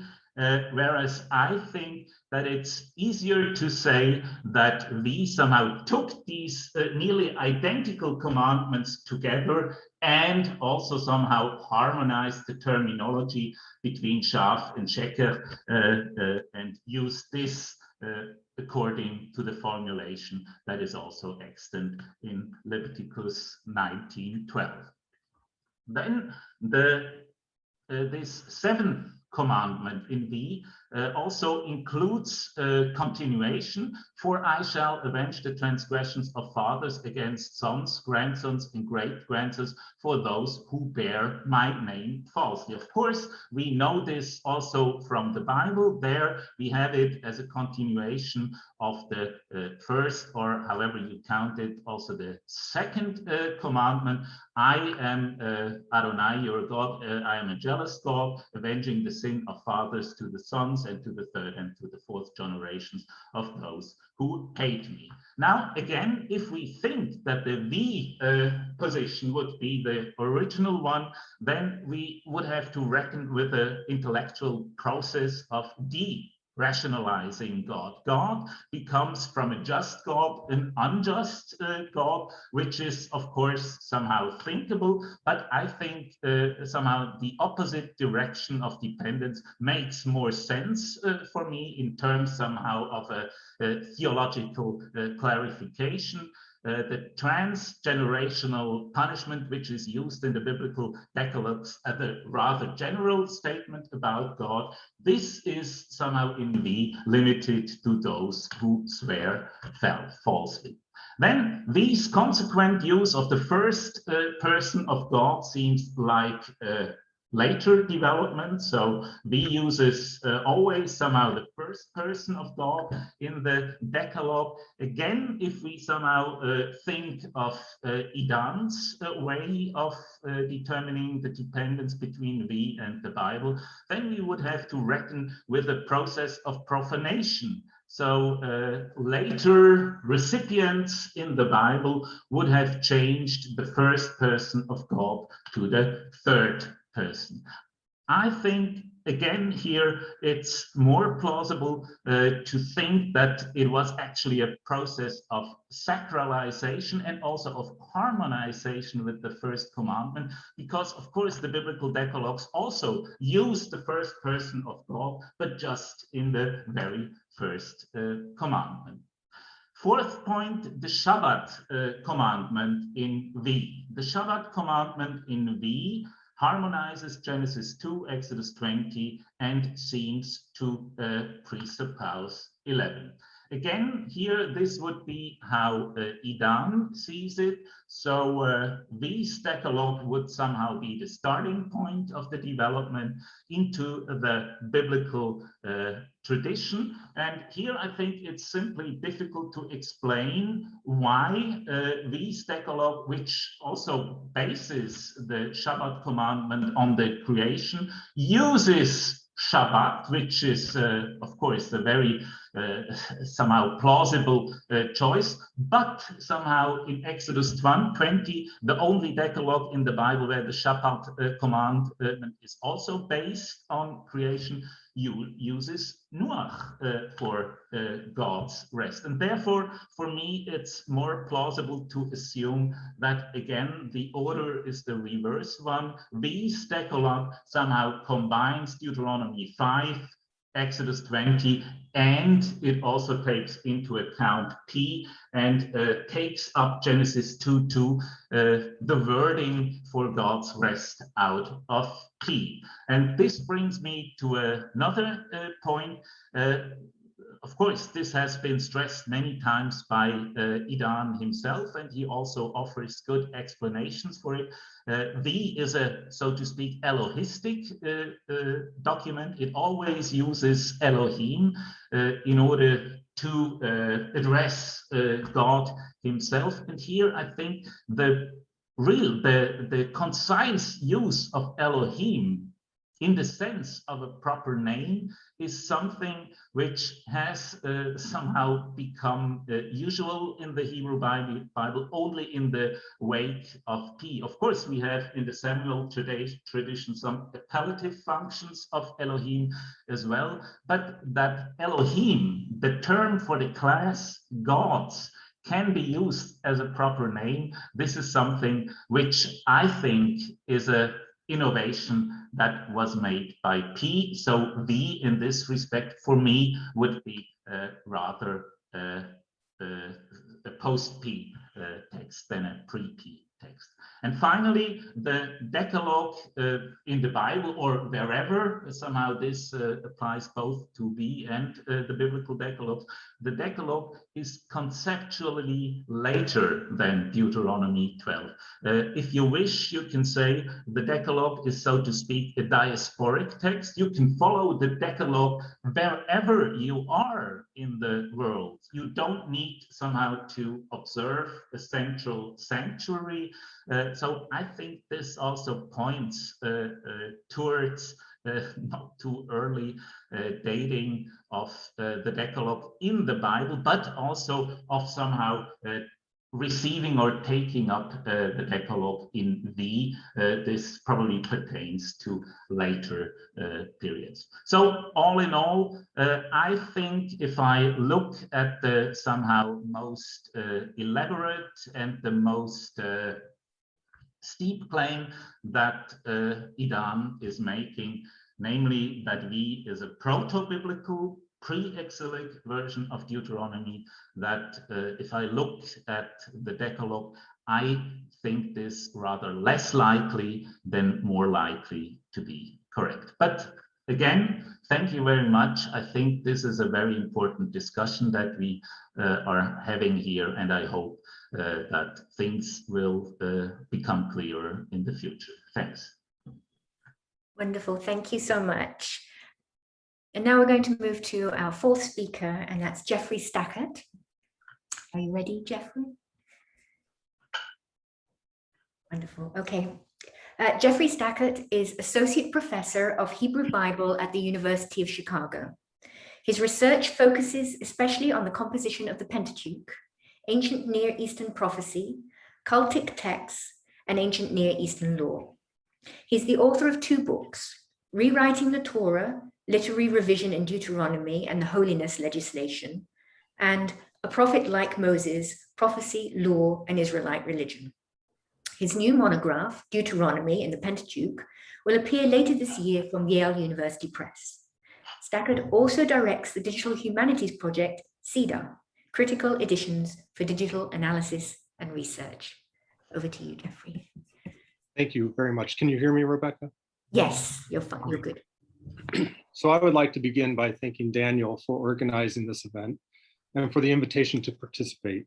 I'm also grateful to the other presenters for their insightful contributions, and I look forward to our discussion. I have been tasked here, like Konrad, with evaluating literary aspects of V.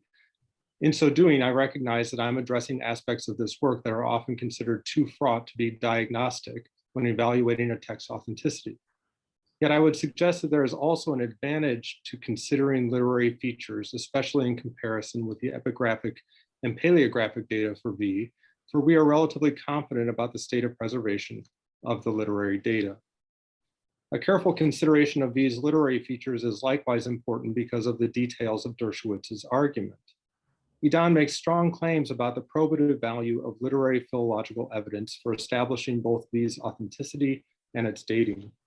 Most of the debate that I have encountered since the publication of the Valediction of Moses has not engaged substantively with its literary arguments. I thus hope that my contribution, however modest, will add something new to the conversation. One of the few literary features of V that has received attention is the absence of a law code from V, and with this absence, the marked difference between V and canonical Deuteronomy. For example, Jonathan Klawans recently related the absence of laws from V to Shapira's Christian Conversion. A D work that includes the Decalogue but omits the rest of the Deuteronomic law might be especially appealing to a Christian interested in distinguishing himself from Judaism. Leaving aside the question of whether Shapira himself produced V, which Dershowitz has argued is unlikely, and in my view, his argument is quite cogent, it is worth asking whether a D-like work without legislation is possible in the Iron Age where Idan locates V. If it is, the circumstantial case made by Klawans and others can more easily be called into question. Such a scenario does appear to be possible. And while one could argue for it from other biblical texts, the Pentateuchal Yahwistic source strikes me as a particularly relevant proof.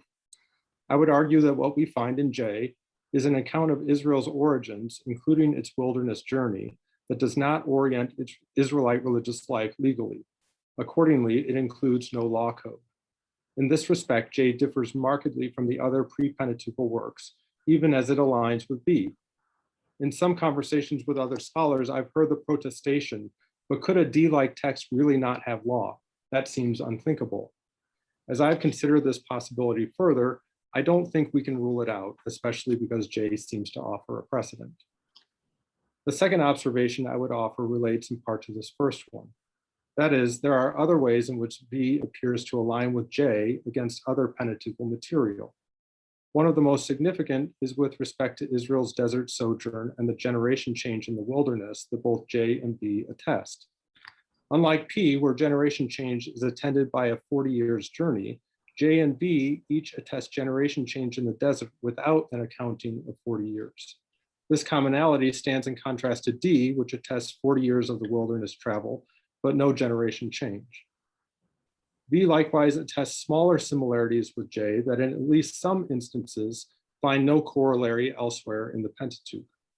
For example, both V and J use the expression these 10 times, the Eser Palmim, and both the specific line and the larger section of V in which this expression appears correspond closely with J material in Numbers 14. V also employs the expression al pi Adonai.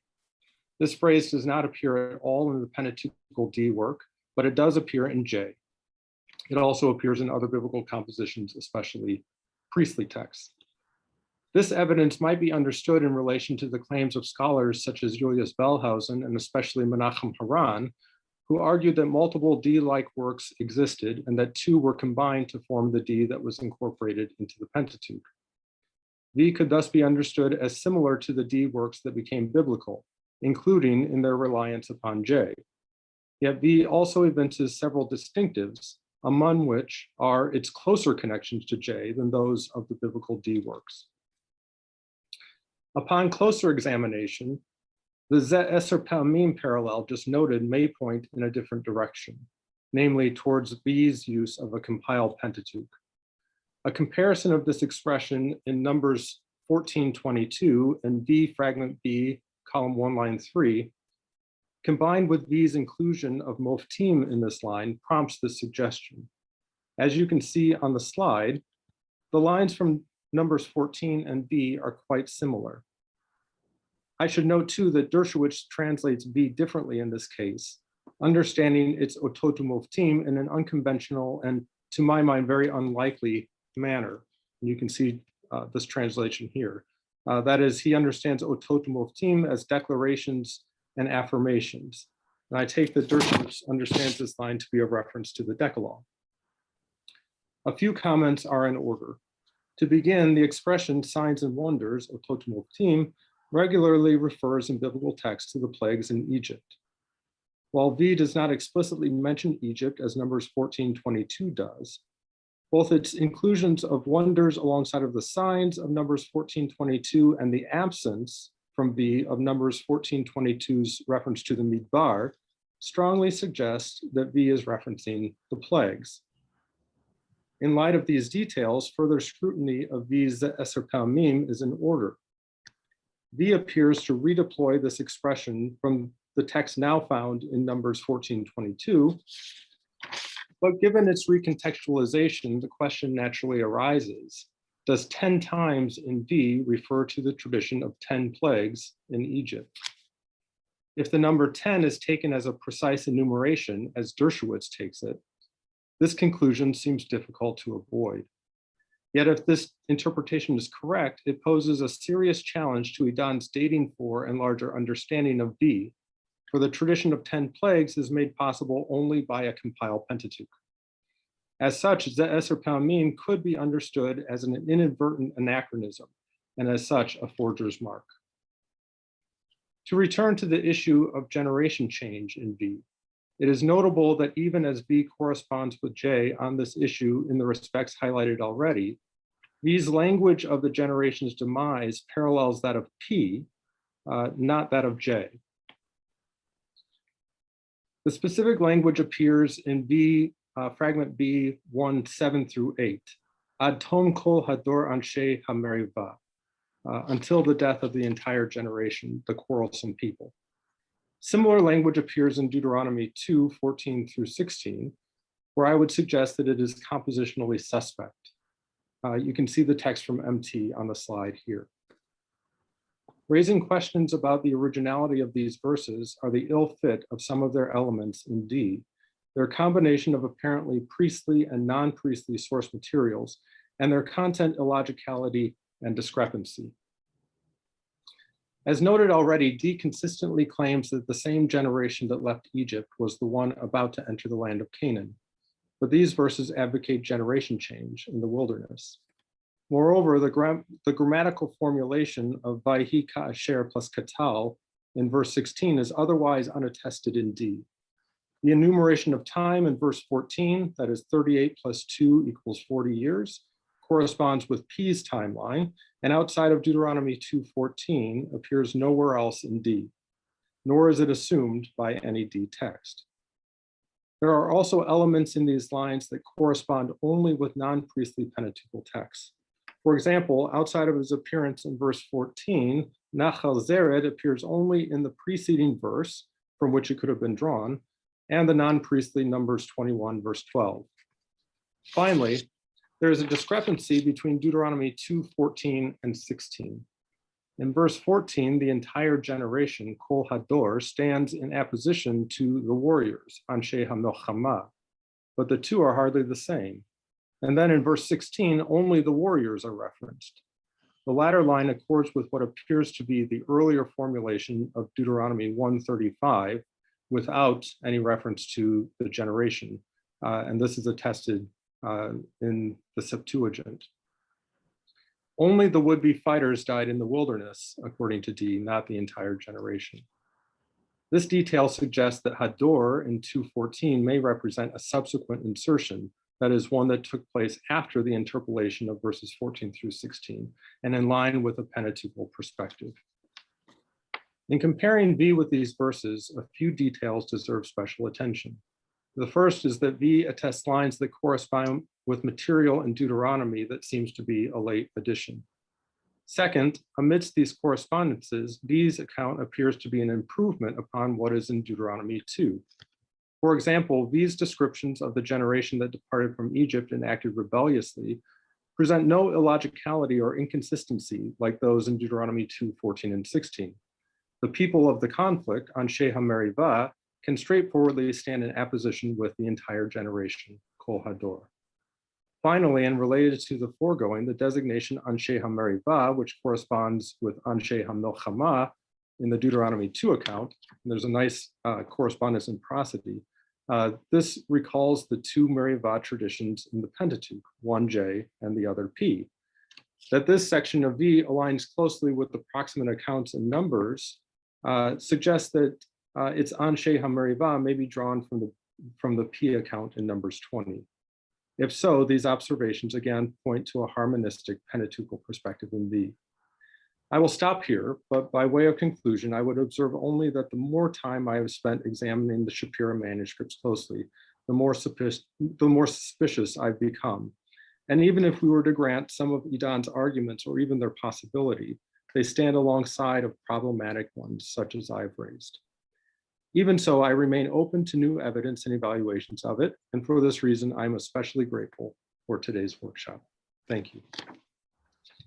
Thank you so much. That's wonderful. Okay, that ends our session, and I'll hand back to Daniel. Thank you very much, Rebecca. Thank you very much to Robert, Konrad, and Jeffrey. And I would suggest that we have a 20 minutes break. So we reconvene at 6 plus 5 minutes after 6. To have first the discussion among the panelists, and then we go over to the general discussion. I've seen that the Frama pad has been in use by a number of people, and those others who would like to pose questions there, please do. It's very practical. Thanks again, and see you soon. 6 o'clock and 5 minutes.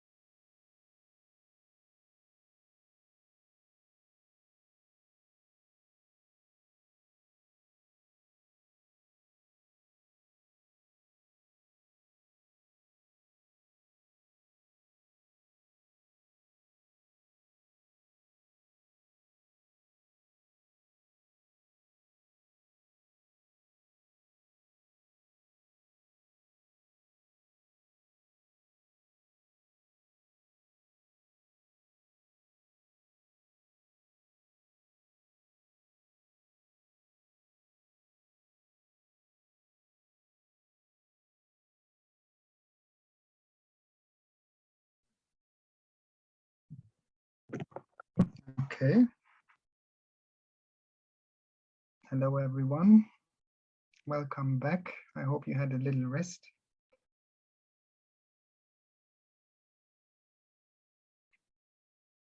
So let us begin the discussion. First, I would like to ask Idan and Naama to respond to the various criticisms that have been raised on paleography, on language, with regard to authenticity, and with regard to the argument of dependency by Konrad and Jeffrey as well. Please. And afterwards, I would just say that we informally, whoever feels that you would like to engage, continue. I'll start probably because Idan has a lot more to say. With regard to the orthography, this is something I already told Robert. I think there's a lot of, not a lot, but there is some inconsistency in the texts that we know are authentic.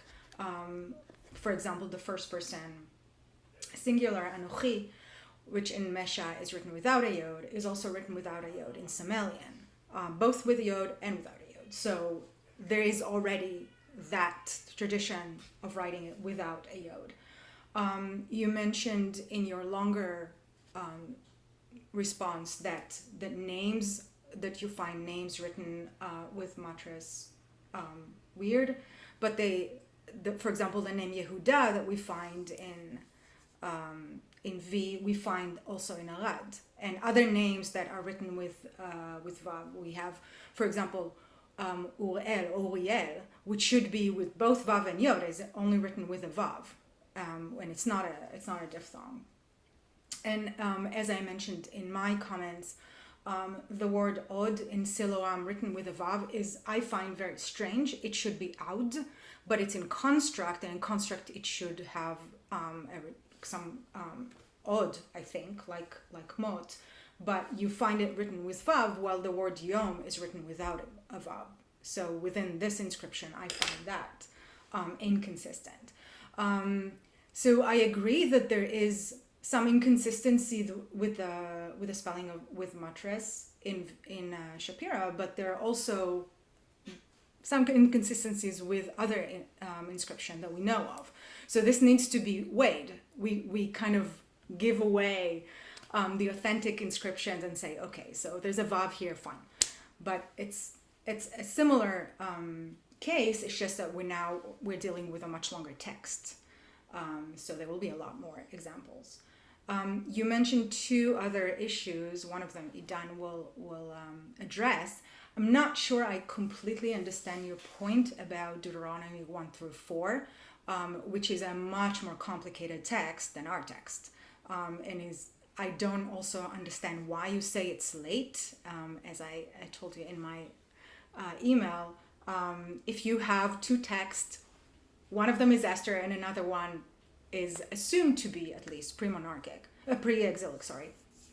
Why would Esther, the fact that it's somewhat similar to Esther in the convoluted syntax would immediately make us assume that it's late? I think you need a lot more evidence to shift Deuteronomy 1-4 to be exilic. So I wasn't really following the argument there, but I'm sure you can enlighten me on that. Yeah, Idan. Thanks, Naama. Robert, do you want to respond to those? I have some other points that I'd maybe if we've already started with your talk, I have some other points, but maybe you could answer these ones first, and then I can say a few other things. Yeah, whatever you prefer. So the spelling thing was, let's see, where do I start? The proper names was simply mentioning one of the things that are one of the types of inconsistencies we see in the epigraphs. But when I look at proper names, I kind of discount them because of possible historicizing of the pronunciation or whatever else is going on. So that wasn't so much a big point in the paper, and the paper was written very quickly, so you have to forgive that.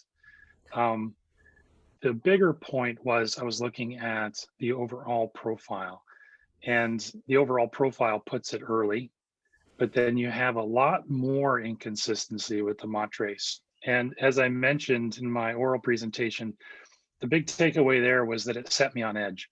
Not that I would ever really come down to a firm conclusion, but that I walk away with an unease, a real kind of this looks like it's late 9th, early 8th based on the available epigraphic evidence, but there are other things going on. So it puts me on alert. That's the bigger thing. For me, the grammatical issues are much more substantive, and the discussion on diachrony is so complex. I mean, Naama, you were involved in some of the discussions way back, somewhere 10 years now, when for National Association as a professor of Hebrew and the SPL meetings that we had.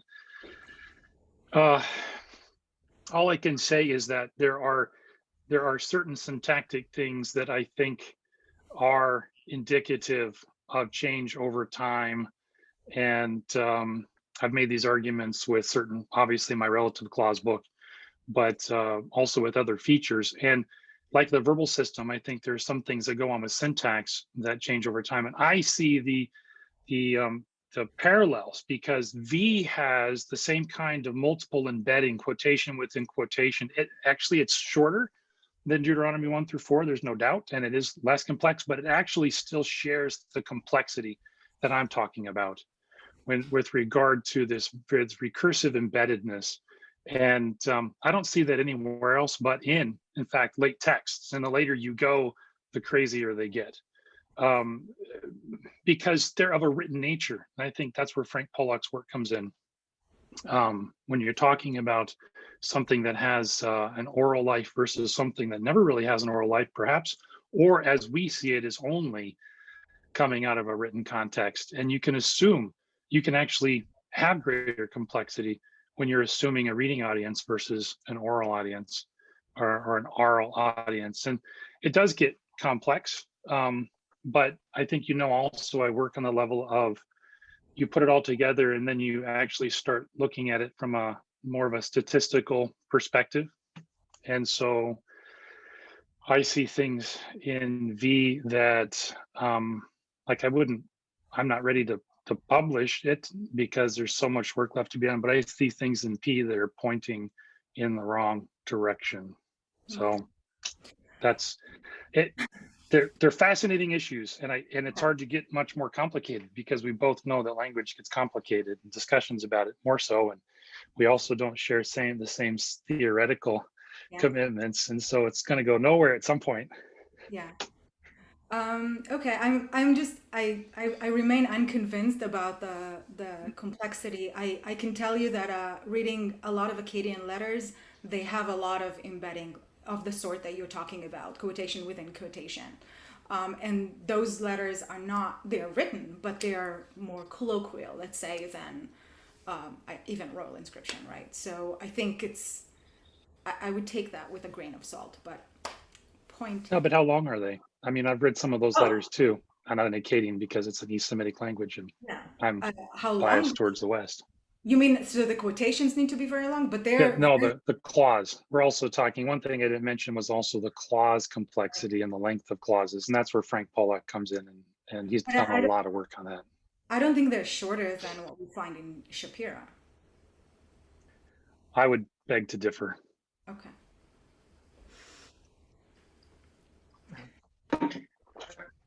All right. First of all, before I address some of the critiques and ask some questions, I just want to thank everyone again for being here and taking all the time to think about this. And this is really wonderful, and I appreciate it greatly. I would just maybe since we're already talking about your work, Robert, maybe we'll continue with that a little bit. I'll start just with a little follow-up on what Naama was saying now, and then I have a few other points. So, it seems to me like you're saying that V in the parallel passages to Deuteronomy 1 to 4 is no more complex than Deuteronomy is. It's not like you're saying that Deuteronomy is relatively simple and we see all this extra recursivity in V. So I don't see any argument in, like, even if we accept what you're saying here, I don't see any argument for V being later than Deuteronomy in that section. Is that correct? I'll affirm that. I'm not talking about Deuteronomy or V, one or the other coming first. I was making comparison in their syntactic profile, which I don't find elsewhere, and then contrasting it with the orthographic profile. That was kind of the point there. And I didn't make it clearly, so thanks for letting me clarify that. Sure. So something like related to that. So you mentioned Deuteronomy 2:19 as an example of something that seems to you like relatively rare and strange, like in its features, and those features are shared with V, and you compared it to a particular passage. But actually, I mean, that exact sentence has, I mean, it has basically a precise parallel in V, right? So Deuteronomy 2:19, "B'karavta mul b'nei Ammon, al titzurem, ve'al titgar bam, ki lo eten me'eretz b'nei Ammon lecha Yerusha, ki livnei lot netatiya Yerusha." And in V we have, you know, lo titzurem ve'lo titgar b'milchama, ki lo eten me'artzam lachem Yerusha, ki livnei lot natati al Yerusha. And there's also the verse that you cited from V and others, but it's not that we're talking here about, you know, parallel linguistic phenomena. It's the same sentence. I mean, all of these are the same sentence. And so if we're going to accept it as legitimate in Deuteronomy, and then like, in other words, it's consistent with my theory. So we see this thing in Deuteronomy. If Deuteronomy is based on V, then it's based on the parallel to that in V. And there's really no, there's nothing that I see there. I mean, it's neither here nor there, right? You have basically you have the same sentence in V and in Deuteronomy, and so, you know, that's okay. Yeah, I wasn't. Yeah, I said in the longer version that it's grammatical. I mean, I was pointing out how rare it was, which is a way of making a link between Deuteronomy and V, which was also part of, and then part of the bigger story was the contrast, the clash between the syntactic profile and the orthographic profile. Right. So, I mean, so I would argue that rarity is actually not, I mean, you can infer one thing or its opposite from rarity, right? I would argue, and others have argued before me, in fact, I think it's commonplace to suggest that Masoretic text reflects a lot of linguistic updating, right? We don't have the texts as they were written in the 9th, 8th, 7th centuries. We have, you know, primarily medieval manuscripts. We have some things from Qumran as well. All of these things are later and reflect all sorts of, you know, sort of smoothing.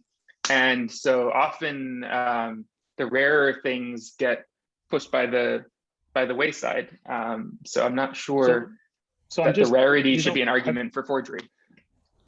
But the point is, I mean, the point I was trying to make, and again, forgive me for not making it clearly, but the point I was making is you have something in Deuteronomy that's extremely rare in Deuteronomy, but also outside of Deuteronomy. And you stumble across this thing in V. So the question is it that they are actually related historically, or is it that a forger or someone creating this came across this, didn't really understand how rare it was and put it in a shorter text? So you can turn it around. You can turn it around and say, oh, yeah, that's not a sign that they're both early or ancient Israelite. That's a sign that the forger just copied it and changed a few words and didn't really understand the import of the syntax or actually how rare it was. So you can turn it around. What I was doing was showing the connection again and demonstrating that, again, the orthographic profile and the syntactic profile clash. That's all I was doing in that section. What the implications of them both using a rare thing? I mean, do we question Deuteronomy as an ancient text? No, our question here is whether V is an ancient text. Right, but if we don't question, if it's not evidence for Deuteronomy not being ancient, it's not evidence for V not being ancient. And again, it's important to say that even if V is based on Deuteronomy, it's not, I don't think it's quite accurate to say that the author of V misunderstood a certain syntactical structure. It's the same sentence. It's just a sentence that appears in both. I mean, with like, different names, sometimes it appears a few times in V, don't do this to X, don't do that to Y, because I gave, Z to so-and-so. It's literally the same sentence with so Mad Libs. We've never worked together. You don't understand quite how I work. I would question whether Deuteronomy was right. I think it was, I think I would actually, at the end of the day, tell my students, I think the Deuteronomist made a mistake. When someone copies a mistake, then it's or its ancestor did. Nah, or I mean, whatever. But the point is, when you got one out of dozens and then more than that, so it's one of these things. It's one of these outliers. See, again, it's one of these outliers as we're talking about a syntactic profile. You think that's weird. It's ancient. I'll give it to the person, but it's weird. But then you have a text that you're questioning comes along and has the same weirdness. Yeah, that's doubly weird. So that what it does is it doesn't support the ancientness of V. It questions what we have to do with these things. And I think you can see that you can just as easily make a case that this was a forger's at some point, and we're not talking Shapira, but a forger's mistake on it. Just like a student can, yeah. So I wanted to see how, so I think we can, Okay. Thank you for the clarification. I'll just, I only have one other point for now about your presentation and the talk that you shared with us beforehand, which goes into a little bit more depth, and then I have comments, I guess, for just about everyone else. So there's something that's really central to your argument, I think, Robert, in your paper, and this is something that you're not the first to say this. There's this idea that V's language gets weird specifically in the places that he didn't have, that the proposed forger V didn't have something to crib from, right? And so you say this explicitly, you bring this example, you say, in D2:10, Elohim's anger then burned against you. And you say it's telling that this has no clear parallel in the Hebrew Bible, right? And then you say, like in your summary, and so in summary, the verbal system profile of Shapira's V exhibits a disturbing oddity. When the text closely mirrors the biblical passage, the verbal forms conform to expected patterns. But when the V text has no clear biblical parallel, the verbal system departs from the expected profile. So I think that you might have made a little mistake here, because the example that you bring, is actually an example for the exact opposite of what you're saying, right? That is a verse that has an absolutely clear, incontrovertible parallel in the Bible, contrary to how you characterized it. So in V it says, in Numbers 25, verse 3, it says, "Vayitzamed Yisrael leval peor, vayichal af Adonai beYisrael." So that verse actually has a clear parallel, and it's exactly there in a verse that has an incontrovertible parallel that we see this weird verb that could easily have been cribbed. And so I just don't think that this theory quite fits the evidence here. So I'm wondering what you think about that. What was the passage in Numbers again, Idan? I want to make sure we're looking at the same one. 25:3. Yeah, it's not exactly parallel. I mean, I don't know what you're seeing that it's actually parallel, but they're not word for word, and it's not just the difference in chara and vayecher. So, I mean, maybe what we're calling parallel is different. I mean, obviously. Yeah. Go ahead. Sorry, just to clarify, because Numbers isn't Deuteronomy, and so Numbers is told in real time, and Deuteronomy is told as a speech by Moses to the people of Israel.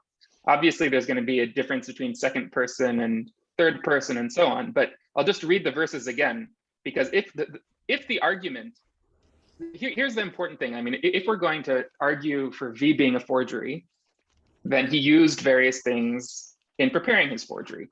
If V is a forgery, then the sentence in V, "Vatitzamdu leval peor bayom hahu vechara af Elohim alechem," would obviously be based on the verse in Numbers 25:3, "Vayitzamed Yisrael leval peor vayichar af Adonai beYisrael." I mean, it can't not be. Now, it's worth pointing out there's basically 0 cases of verbatim parallels in V. It's never exactly the same. There's always some difference. The question is what V would, if V is a forgery, whether he would have used a parallel, used a certain biblical text. The answer here is clearly yes, and still the verb changes from the normal vaiktol to the strange vekatal. Yes, and then it goes back to a vayektol. I mean, plus the where it picks up after Elohim, Alechem vayigapachem ba'etzahu, or whatever. That's not parallel. I mean, that's why I said there's no clear parallel. I mean, you're not cribbing off of a text to this point in the sense of copying it down. It's no different than saying, yeah, this event happens. And so I don't consider this a parallel. But even so, I think the bigger point is, my point in this passage is that you don't, whatever you say about the vekatal having these simple past meanings, that's not true. Those are less than statistical outliers. I mean, I don't even give you the 49 examples that Rubinstein in 1916-3 actually lists, because they're not all simple past. There are very few of these. This is completely outside the verbal system in ancient Israel, and that's something that has to be reckoned with. I mean, this is to me, this is post-biblical, or whatever you want to put it in, because it's after you have a change in the verbal system from aspect dominant to tense prominent in the Mishnah. Yeah. I'll just say, I would suggest that we pass on from linguistics to another field. We've grilled Robert enough in the sense, and we have important arguments also on paleography and on reduction criticism. Yeah. So, gladly. Okay, so maybe I'll move to Jeff Stackert's comments, and then can we first stick to paleography, because paleography, sure. Both are more related to the hard evidence, and then we get to the okay. Sure. So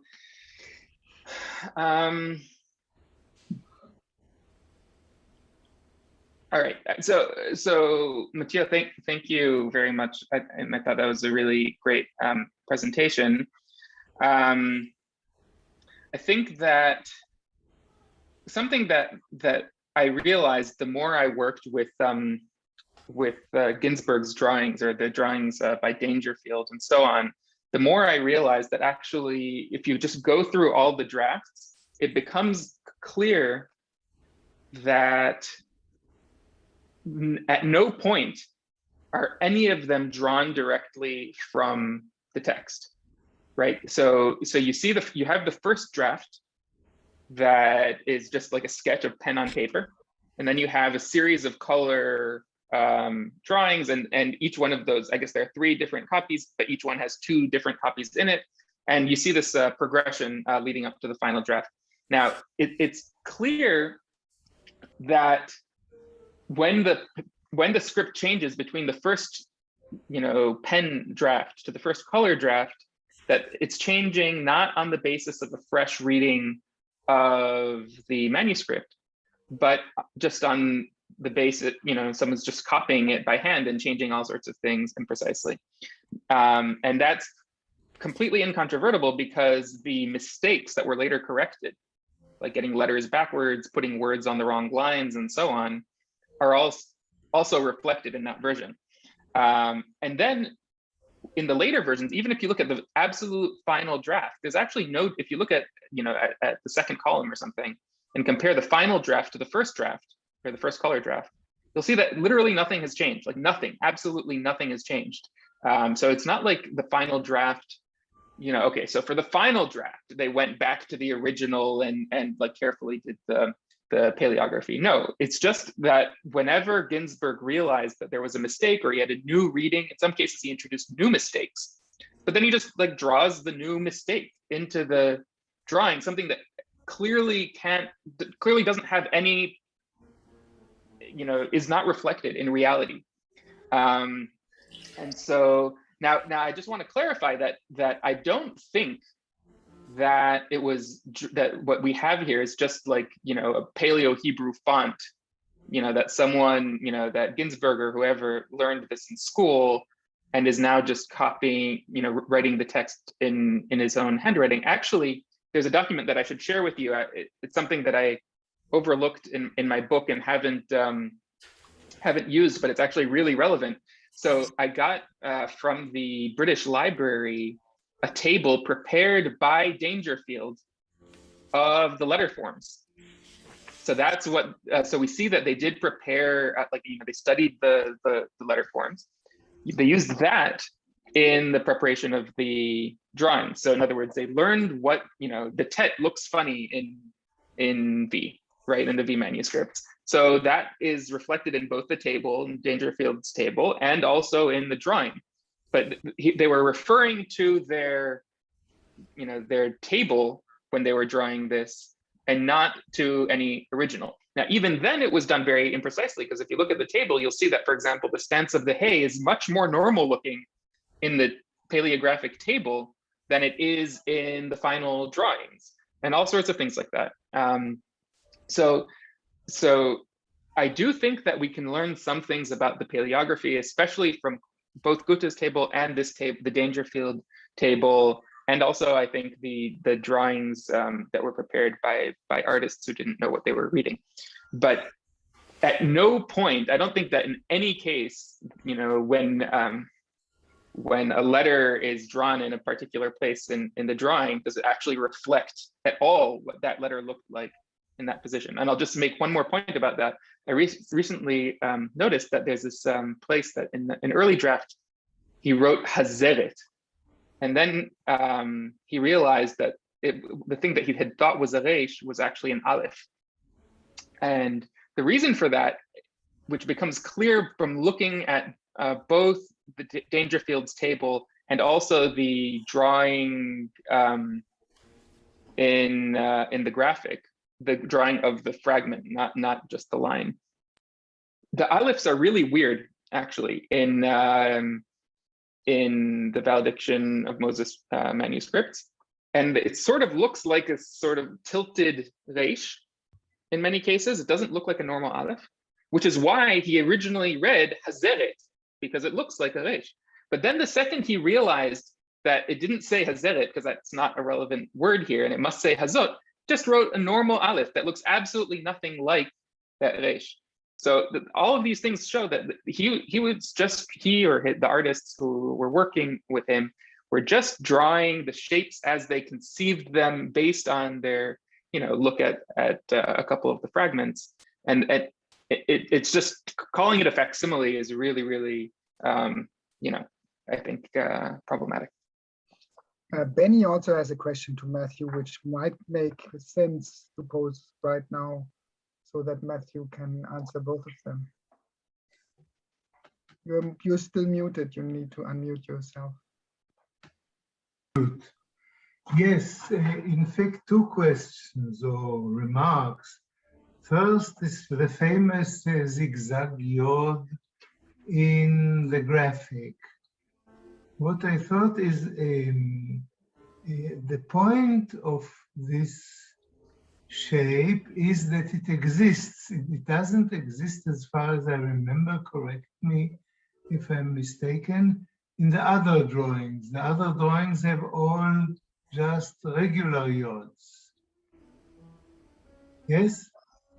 And so the point of this yod in the graphic, 1883, is that it exists, and this is the point. And I don't think what Matthieu said about it changed anything either way. If the graphic artist didn't write it with a swift movement of the pen, or wrote it designed it in parts, but he saw such a form and he did his best to draw it. He didn't draw it correctly because the so-called cursive flourish at the bottom right is no flourish, it's kind of a blob. So it is not a facsimile either, but the point is that such a form exists. 30 years before Samaria, which is my main argument for authenticity. And then I didn't understand, Matthieu, why did you bring up the seal that Moritz Levy published in 1869? It has the cursive flourish, it is not a zigzag yod, so it may be misleading to mention it in this context.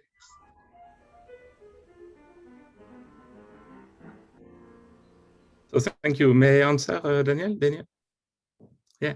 So first, what you just said, Benny, one of Idan's arguments was that a forger could not have predicted this cursive flourish, cursive reflex on a yod in the 19th century. We So I discussed was it. replying to that. I said, of course, you have to find it, but I found it. It was already published before it existed. So it's not something that was unknown at the time. It's also present on a sketch by Salim, which was drawn before the strips emerged. I'm not saying it is necessarily Salim who forged the, I don't know, but it existed before. And Thank you, I regarding understand. Can you see my presentation? Or not? Right now, no. What do I do in order to show the presentation? You have to share the screen. Touch share screen again. Yes, I forgot this. It's on the bottom. I keep forgetting it, and if I don't find it in 10 seconds, we give it up. And it should be under our faces on the bottom. I mean, you're actually talking about your faces disappeared. I can't get back into the Zoom. You actually talk about two different UDIM. You have the one with the flourish and you have the cursive one. These are two different zigzag features. one. Yeah. Yes, That's two different features. So one already existed. It was already published. And the other one, you say that it exists on a drawing. So we don't know if it existed on the street. So no, we my don't argument know, was but that we suppose otherwise, how would someone come to because draw it's just such a a zigzag, shape that has not been known?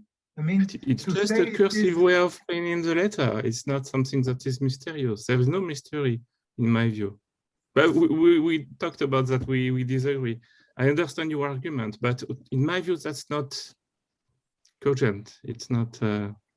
If it were a subtle, complex form, okay, but it's just a cursive way of drawing this letter. So Yes, in my view, it's not enough. way, Also, sorry. No, by the way, what Idan wrote in his book, we discussed it afterwards, and I've sent him a photograph of the impression of the seal about a month or 2 months ago. So he's aware of this Moritz Levy seal, but perhaps it's not of such supreme importance. So why was it not mentioned in the book? No, I'll just say I didn't. That's known. Yeah, that's not true. That's correct. I mean, there are two different features. The more important feature, I think, is the single stroke yod. The other feature, I had been under the impression that there were no known examples. It now turns out that there was one example in one seal impression that I wasn't aware of, and so I accept that correction. But about the idea that the single stroke was just, cursive in the drawing, you can tell that the drawing isn't. It was drawn with many different strokes. These are thick.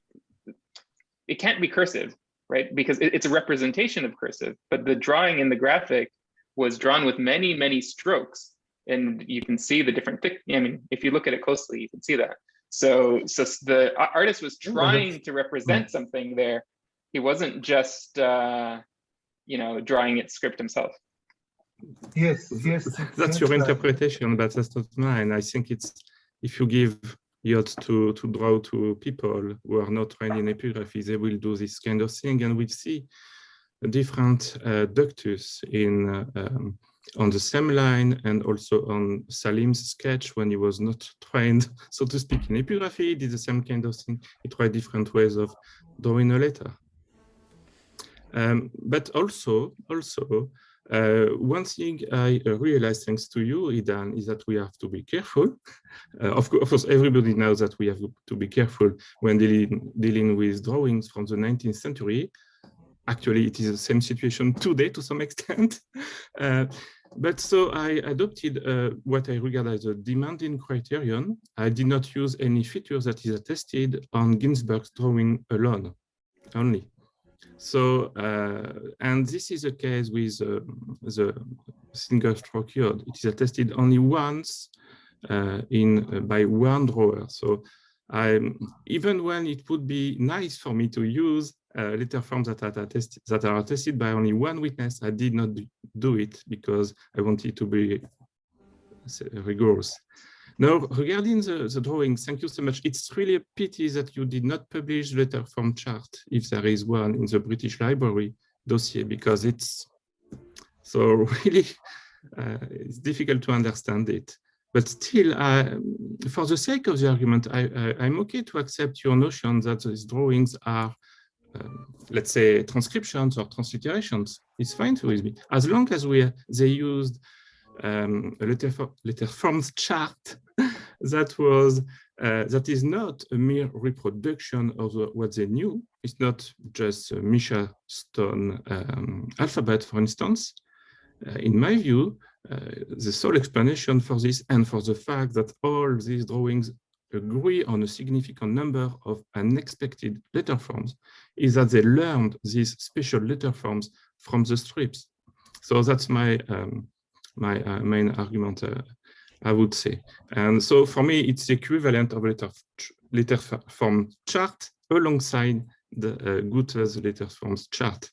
But as I said, you don't really disagree with Goethe and with the artist's drawing, and all the examples I have in my paper are common features of all the drawings, or at least two drawings, but I do not rely on a single feature that is dependent on Ginsberg's drawing alone only. So to me, it's not a, yeah. But that's, so just in response to that, I actually don't think I quite agree with that assessment. You showed a table. I don't know. I mean, Benny's sharing his screen now, so I don't know if you can share it. But you showed this table that included the Vav, for example. Yeah. And the Vav is actually drawn in 3 completely different ways by 3 different artists, and you still included it. You overlooked the Vav from the graphic, and in your table that's not included there. You include Ginsberg and Goethe, and actually all maybe 3 of them. Because it was not from the same fragment, I don't remember. Yeah, but it's in my paper anyway. But all 3 of them are completely distinct. I don't. You can't say that they agree on them. No. So I'll just draw the 3. Let you finish. Yeah.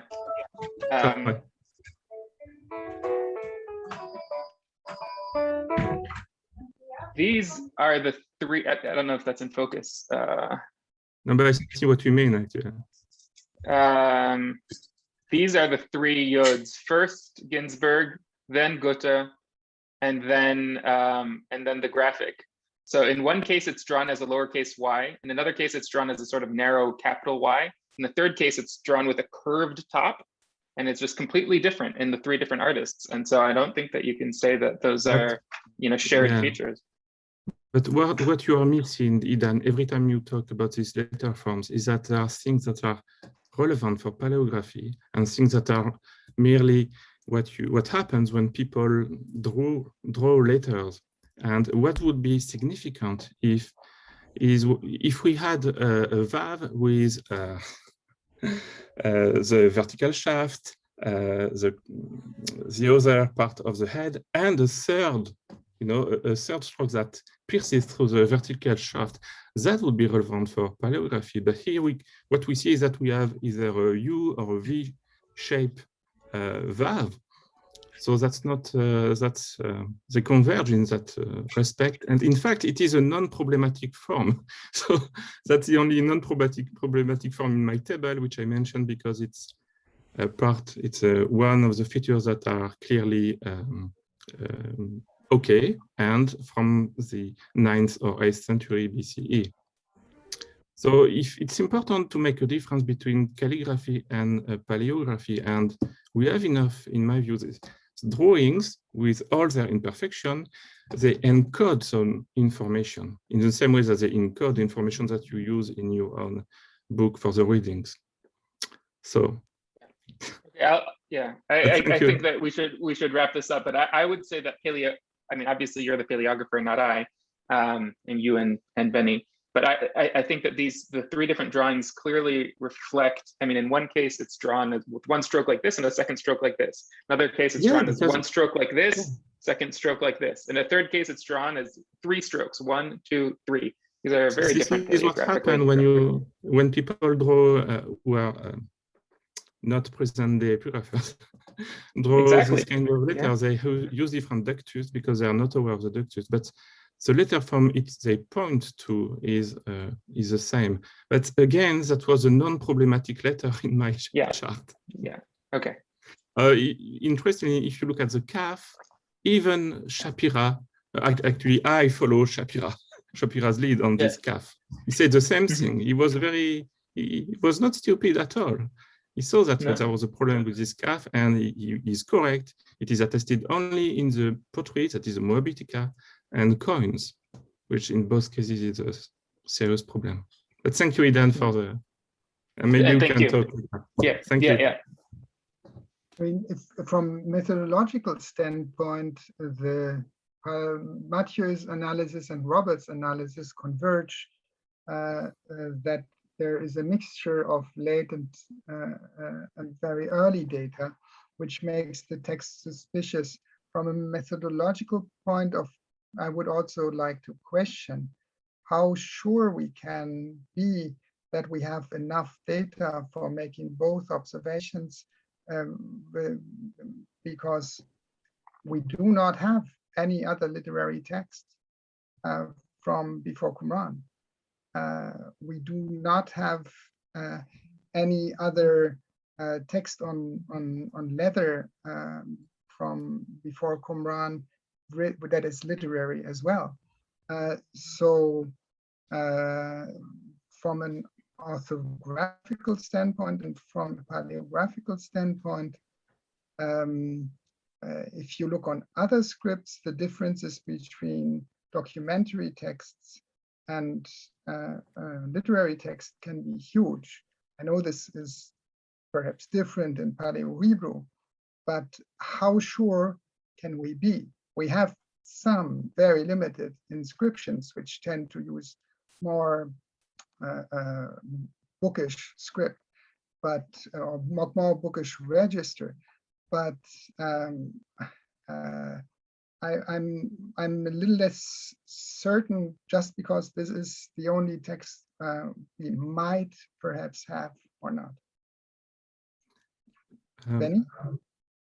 Yeah, we have literary texts in the monarchical period. Not really Hebrew. We have the Tel Ira is a literary text, I think, very broken. Tel Der Allah, not really Hebrew, but Aramaic. And Kuntilet Tajrud. Yes. And then in the Persian period, it multiplies, one thing. Another thing I wanted to ask Matthieu, in Gute's chart, there is a highly cursive tet, which for me is a complete mystery. It's not Hebrew, we don't know it in Hebrew.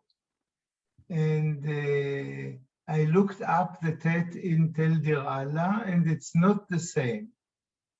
So I don't know, do you have an idea, Matthieu? No, we should ask the guy who did it. But we don't have to explain it. It's the kind of things that show up in the Moabitica. You have many letters from that are just bogus. Interestingly, I think it is attested by Shapira in his letter to Strack, which was, you can find a transcription by Ross Nichols on academia.edu. I think he saw it, the same sort of cursive, that if I remember correctly, this should be checked. Yeah, he But I observed about the I don't know strangeness. where they found it. Yeah. Say again?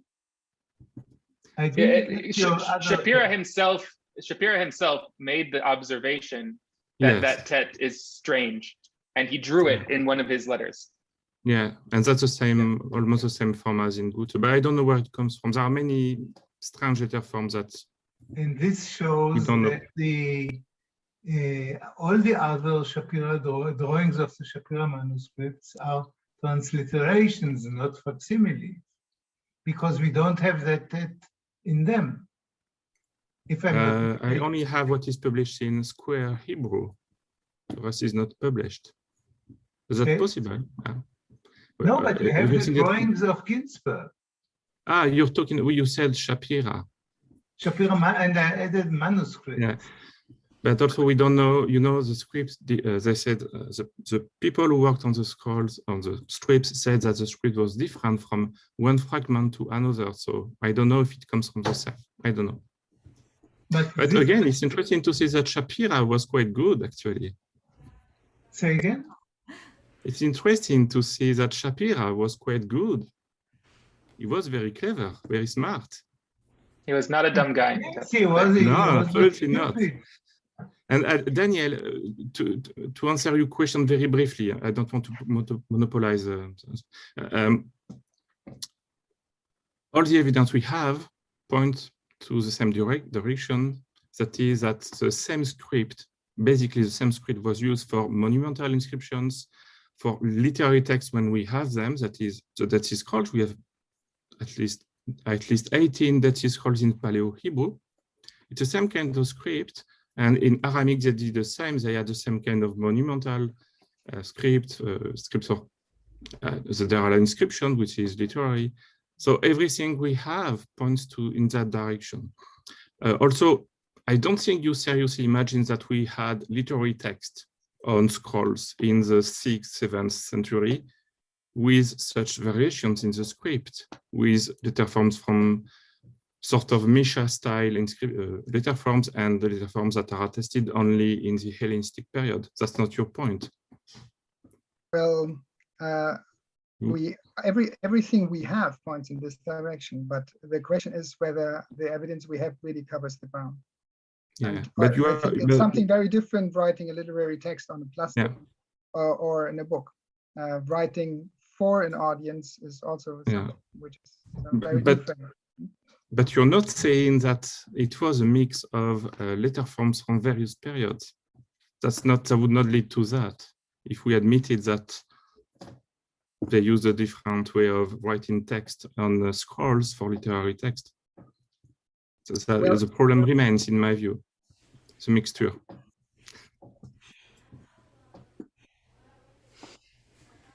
I think we should pass on to the higher criticism, so literary criticism of Konrad and Jeffrey.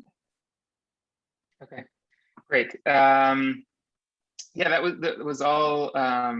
Very, very interesting points about literary critical stuff.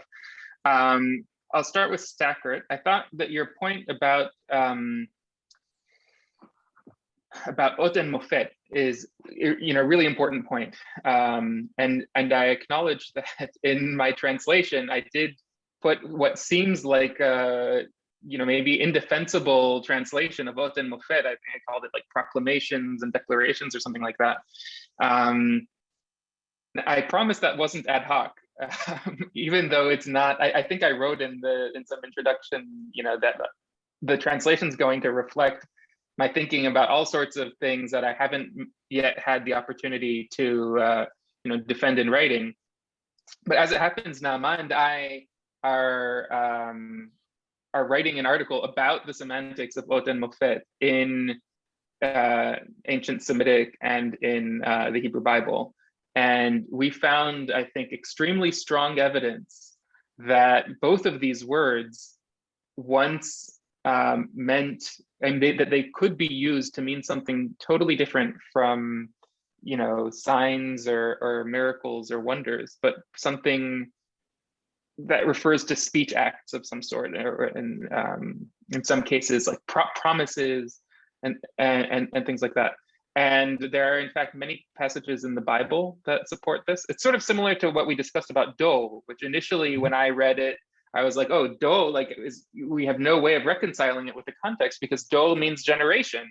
And and it seems to be talking about something that's not generational, except for this annoying word dol that like just contradicts everything. And then I found this article from 1950 or 1970, 1950, I think, that that points out correctly that dol in the Bible often actually means group and not generation. And so by similar token, it turns out that ot and mofet can mean something like a declaration or proclamation. And I initially shared your concern that that passage in V, was some sort of reference to the 10 plagues. I remember I mentioned it when I spoke to Konrad Schmid about this a couple of years ago, and the first time we had substantive conversation about this, I mentioned that as the thing that bothered me most, that seemed least compatible with the idea that this is authentic. And it was after I read it more and studied, the semantics of these words more and so on, that I realized that that fear was not, in my opinion, well-founded. Because, so first of all, if he's trying to talk about the 10 plagues, why take out the word Mitzrayim from your Vorlage, and make it sound like and take away the thing that makes it clear that we're talking about the 10 plagues. In fact, and also elsewhere in V, the words ot and mofet, in fact, they're used exclusively in reference to the Decalogue. They're used in the Shema as well, which in V clearly refers specifically to the Decalogue. So the things that you're supposed to, inscribe on your doorposts and so on are the Decalogue. And there also we find at least ot, even if you don't accept my mofet, at least it's referred to as an ot. And that's of course 10, where we have this number 10, so that matches that. And so we can talk about it more. There's one passage, like I don't know if now's the place to really get into like all the evidence for ot and mofet, meaning declaration or proclamation, but I'll just maybe make one point, which hopefully won't sound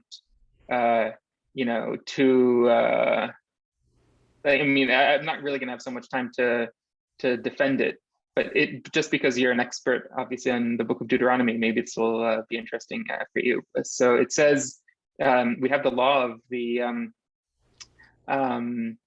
false prophet.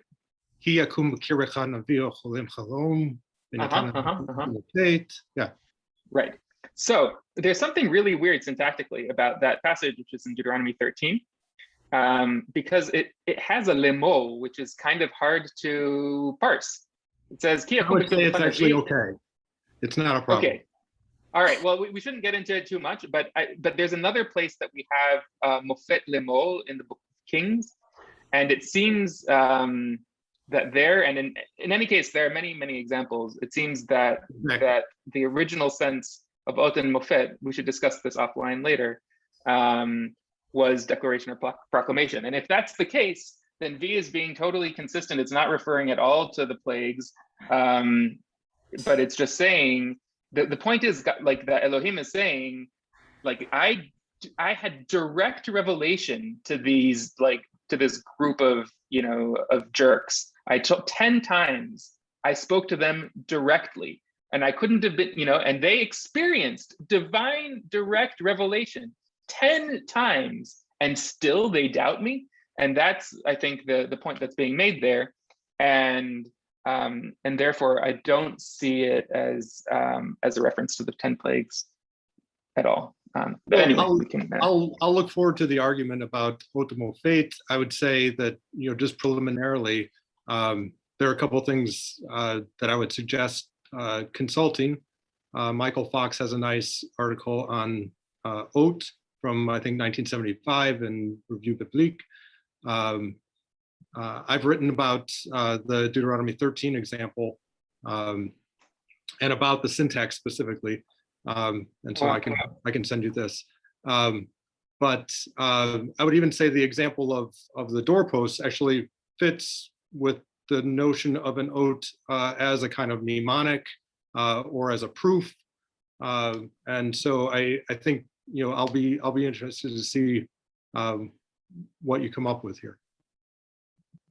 Okay, great. Well, we can continue that conversation later. So maybe I'll move, I guess, to Konrad's comments. I'm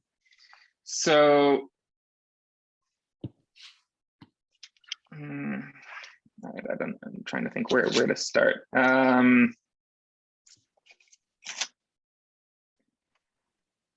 All right. I mean, so I thought that your points about the Decalogue were extremely interesting and helpful.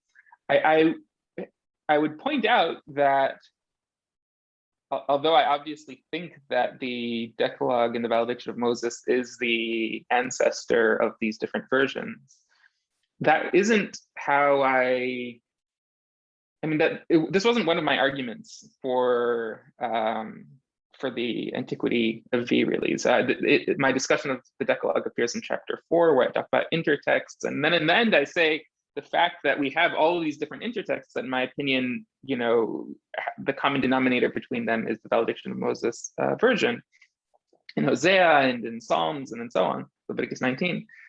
So I think that is evidence, but I don't actually use that as an example. And so first of all, I would just say I would love to hear from both you, Konrad, and you, Jeffrey, Jeff, that what you think of the examples that I do bring as evidence for the priority of V, and whether they hold water, right? So I make a series of arguments about, I mentioned today in my talk, the passage about the conquest of the land of Sichon. And, that's something where I think that we can see much more about directionality. We don't need to depend on all sorts of theories about whether originally it was 5 dibrot or 10, and all sorts of other hypotheses. I think it would be really helpful to really interrogate those examples, the ones that I present as the core of my argument, because I think that not only does V reflect versions that were reconstructed only quite recently, but it actually reflects reconstructions that could only be presented after various important paradigm shifts in our field had occurred, right? Like the idea that Deuteronomy includes, a series of post-priestly Volksreibungen. The fact, the idea that we have nomistic edits to bring it in line with the law, which, by the way, kind of conflicts with the idea that the law is the original core of Deuteronomy. Because if the law was the original core and the narrative was written to support the law by someone who was reading the law and wanted to add another layer to it, then it's kind of strange that Moses was presented as transgressing his own laws in Deuteronomy 2, and in a way that would require later updating to then bring it back in line. It makes much more sense, in my opinion, in the reverse scenario, where the valediction of Moses doesn't contain any laws. So there's no problem with Moses transgressing the law because that law doesn't exist. And then the law is introduced and inserted into the middle of the Grizim and Eval passage. And that creates a new need to harmonize, because now we have a law that explicitly addresses something that occurs in this story of Sichon. And then we see all of these edits, which scholars just in the last few years realized are, we have these edits that are secondary. And so, I have a lot of comments about the Decalogue, and I'm happy to, maybe address them, but I feel like this discussion would really benefit from some serious interrogation of the arguments that I present for the antiquity of V. So I guess that's an open question. Yeah, thank you, Idan. We had many conversations about V, and at some point I asked you, what is your main argument that you think that V is an ancient text? And then you somehow said, these kind of literary critical observations that you are making, that apparently somehow in the opening chapters of Deuteronomy, V represents a version or somehow a stage in the literary growth of Deuteronomy that does not yet know, or apparently does not yet presuppose later expansions and so on that apparently maybe even in the wake of P took place. I think for me that's a fair observation, and it's an important observation, but somehow after probably 2 or 3 decades in the business of doing redaction criticism, I think really that all these reconstructions to a certain extent somehow, of course, cannot really serve as a super safe basis in order to establish the antiquity. I would give you the point and say, of course, this is striking, this is important, this is interesting to see, but at the same time, I also want to look at the whole manuscript, and the whole manuscript simply strikes me as immensely harmonistic. This does not only apply to the Decalogue, it also applies to the blessing and curse section. For example, you mentioned this interesting observation that in the Levites are not a tribe. And if you somehow look at the biblical version of Deuteronomy 27, there you have this contradiction that the Levites, on the one hand, are mentioned among the group of those who should do the blessing on Mount Gerizim, whereas starting from verse 15 in Deuteronomy 27, the Levites, so it's actually the tribe of Levi on the Mount Gerizim, and the Levites, they start cursing. So it's a blatant contradiction. And for example, here Eckhart Otto in his commentary really somehow assigns this to a very late post-exilic fortschreibung of Deuteronomy 27. But here I could, for example, think that the solution of somehow identifying the Levites not as a tribe, but as a group, somehow is something like a creative reinterpretation of this biblical contradiction that you have in Deuteronomy 27, or that the blessing and curse section, that this is so complete, it's so well structured in V, and in Deuteronomy it's a riddle what has happened there. In Deuteronomy 27 you just have the curses, but the blessings are missing.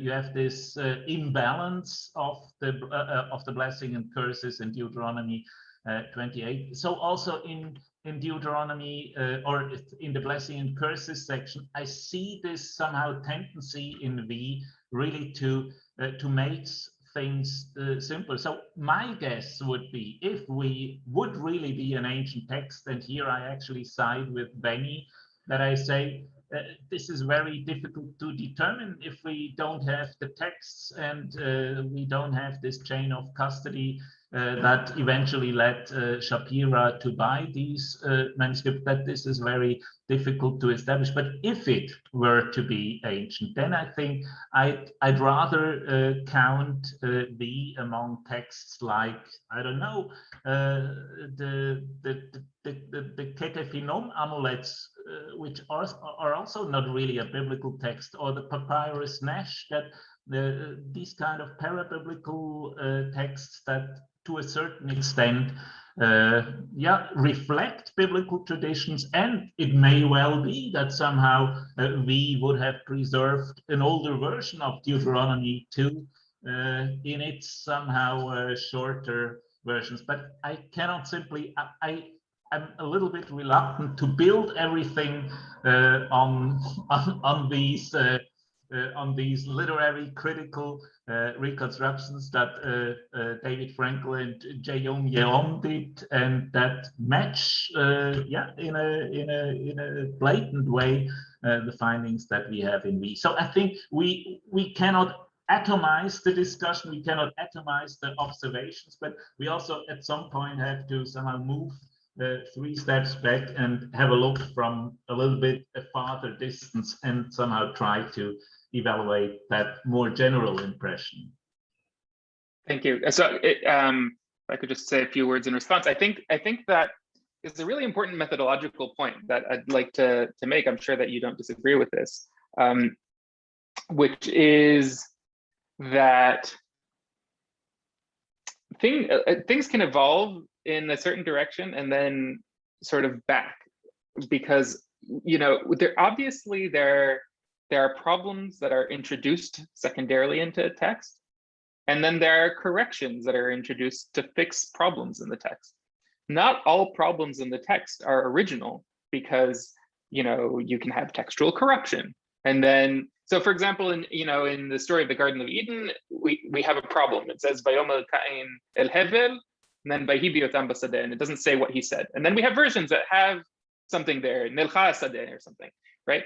So on the one hand, clearly the version in the Masoretic text is corrupt. Clearly that's not the original text. On the other hand, we need to determine, is the version that we have in these other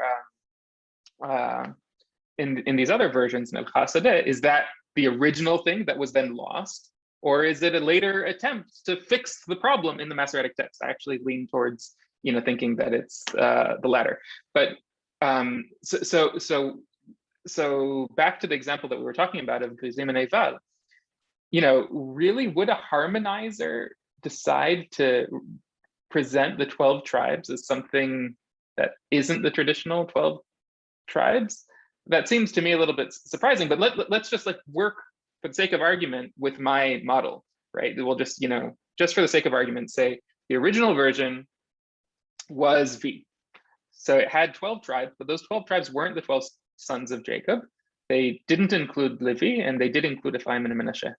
And this is the original tribal scheme in my argument. So let's just maintain that for a moment. So we can easily understand why an editor might feel the need to harmonize that, change that. It's like, who are these 12 tribes? Those aren't the 12 tribes. Let me fix it. I'll put in the 12 sons of Jacob. We know who the 12 tribes are. There's a book that Molzibek published recently suggesting that the whole business of sons of Jacob is a later idea. And so based on this later idea, we now put in the canonical 12 tribes. So, okay, so now we have a problem, because as you say, by fixing that original problem of it having the wrong 12 tribes, we've created a new problem, which is now that we have Levi in two different places in the story, because the Levites were originally part of the story, but they weren't part of the tribal scheme. Now we've introduced them into the tribal scheme because they belong there, because there is a tribe of Levi according to the canonical, traditional thing. So now we have this contradiction. And so, you're starting from the step of, oh, we have a problem in the text. And so therefore, wherever we don't have the problem, that seems secondary. But obviously the problem could have been introduced for reasons that make a lot of sense. And we see similar problems in Numbers 13, right? Where it looks like an editor might have done something very similar to what I propose here. And therefore we shouldn't just assume, this is related to the Lectio Difficile or argument, we shouldn't assume that every case of something that making sense is harmonistic, because sometimes things, make sense, and then either due to textual corruption or due to, redaction of various different sorts, that can create new problems. And so I think that what I propose for the passage of Grizim and Eval is, is logically consistent.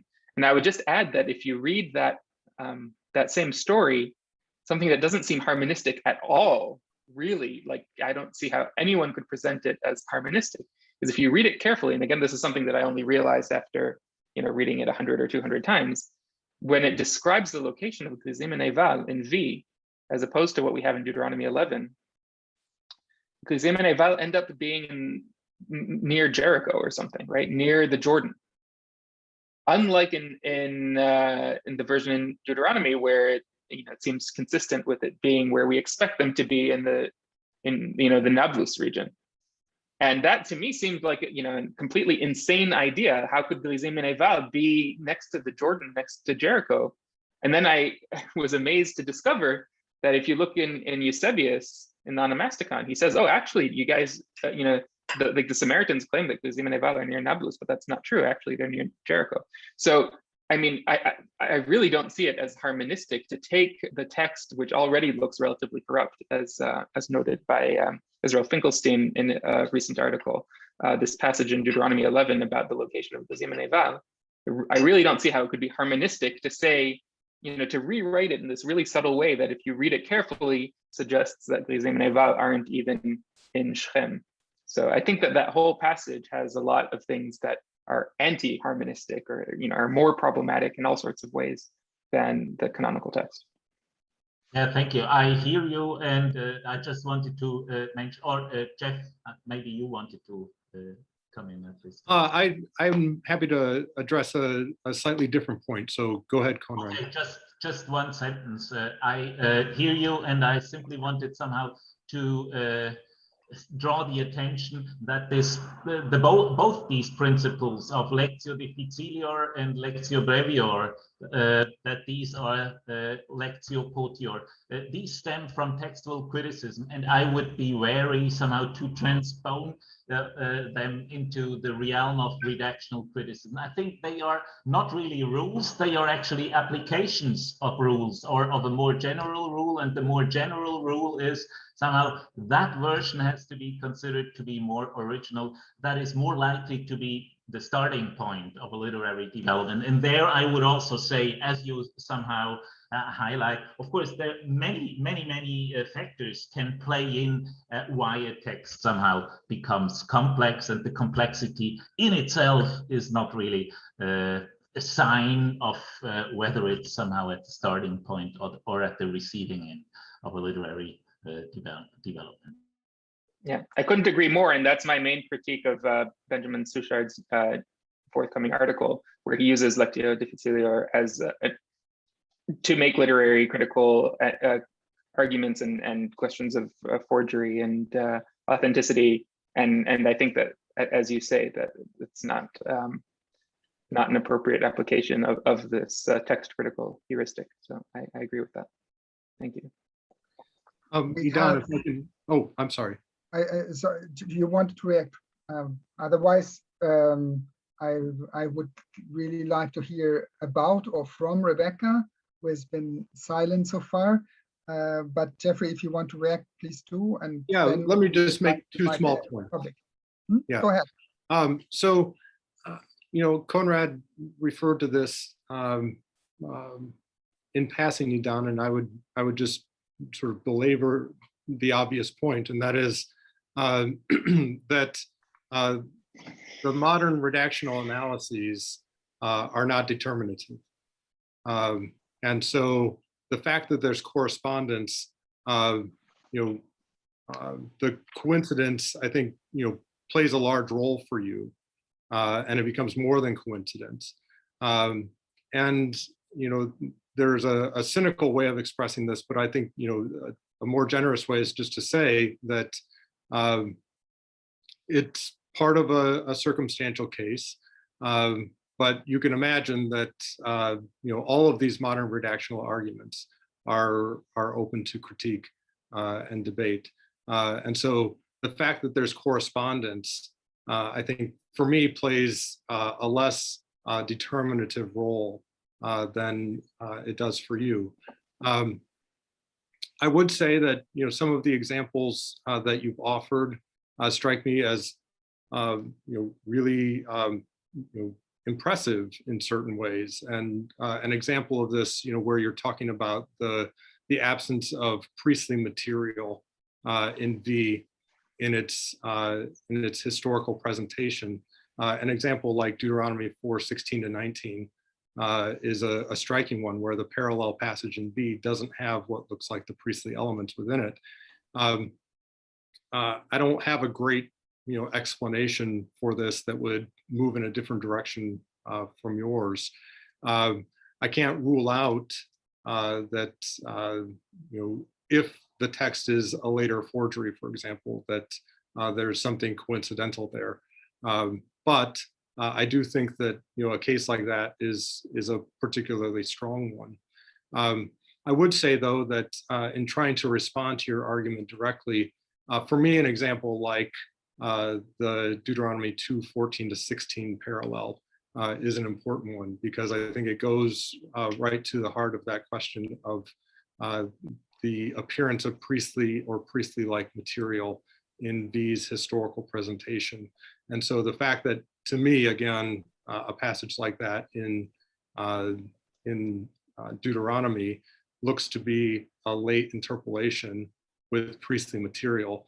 The fact that that's then also reflected in B is striking. And so that's why I say it looks like even if I accept certain arguments or admit of the possibility of certain literary observations that you've made, then I see other examples that seem to go in the other direction.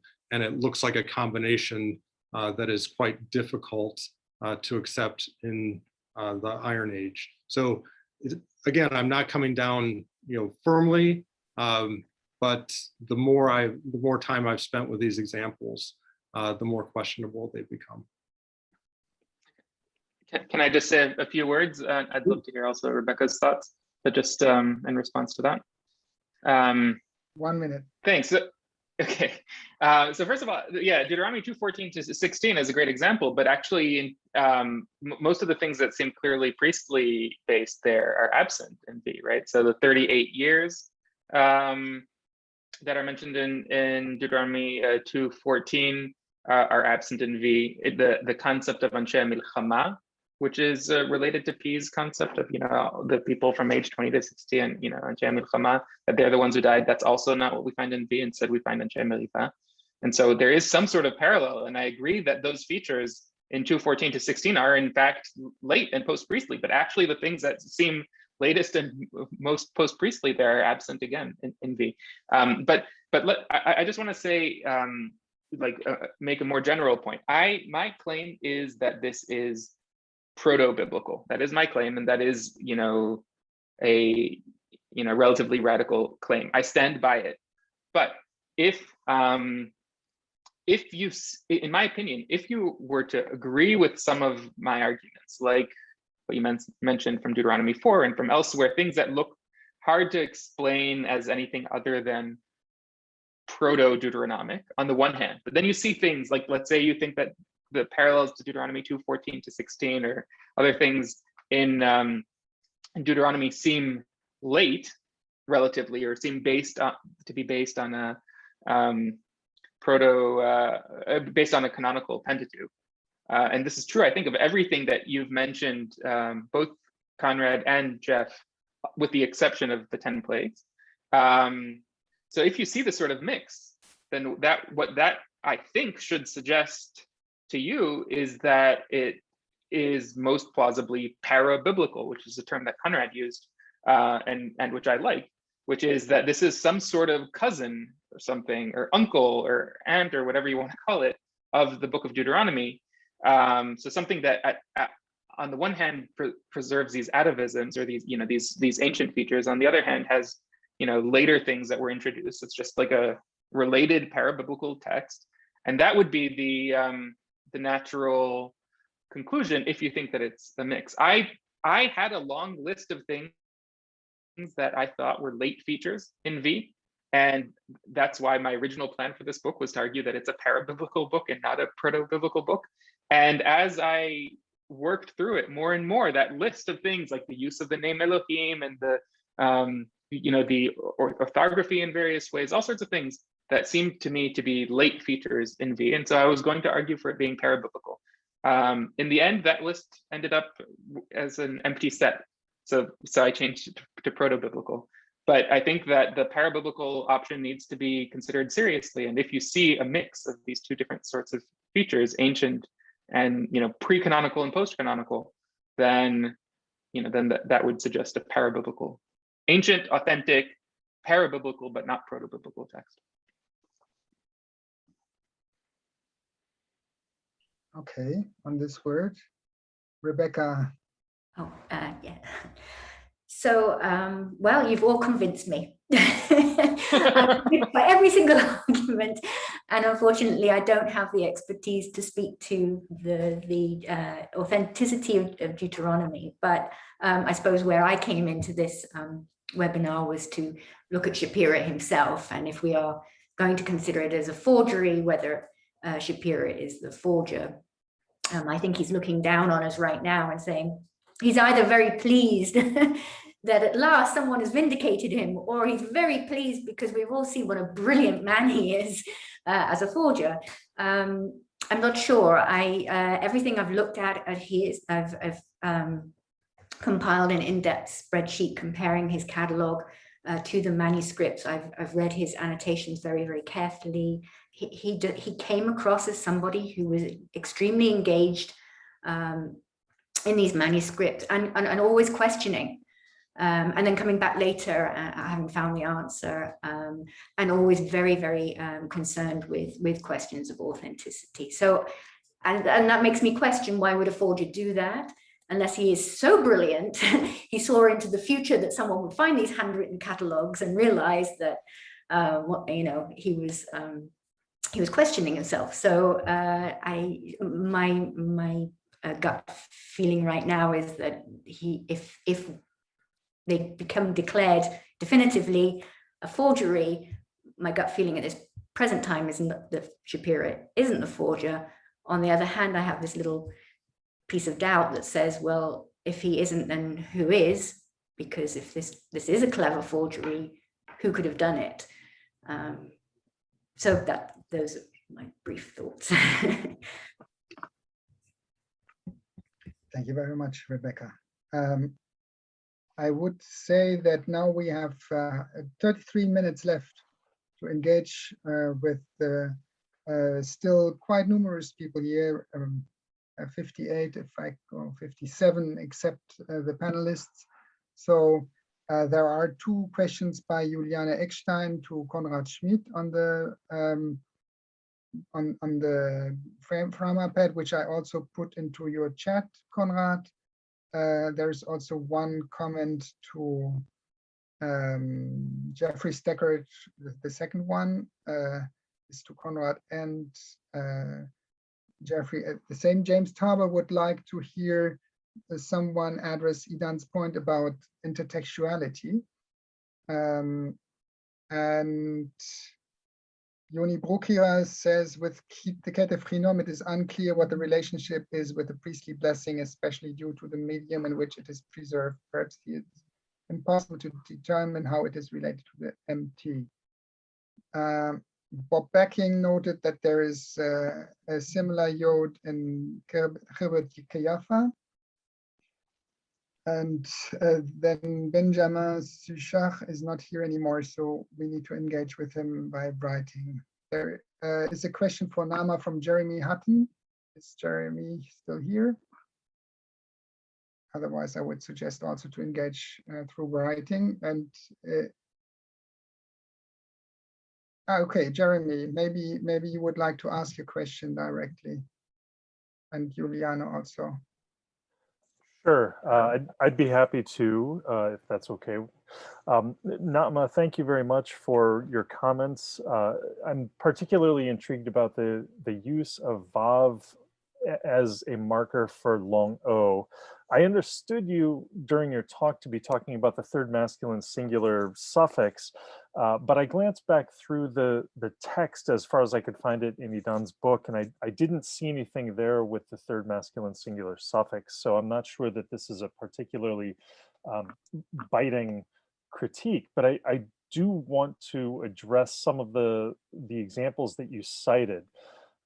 Namely the Ketaphinim inscription, where we have, from what I could see, Lefanav, and then Bo, or however one would vocalize that. I suppose Bo is the most obvious given the Hebrew, given the biblical Hebrew.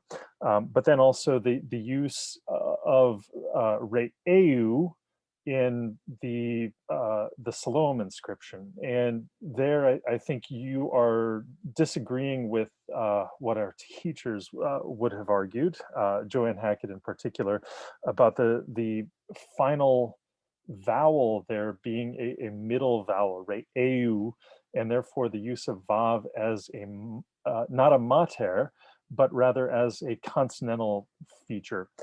So I'm just wondering if there are any third masculine singular endings in the valediction, and what the phonological environments are.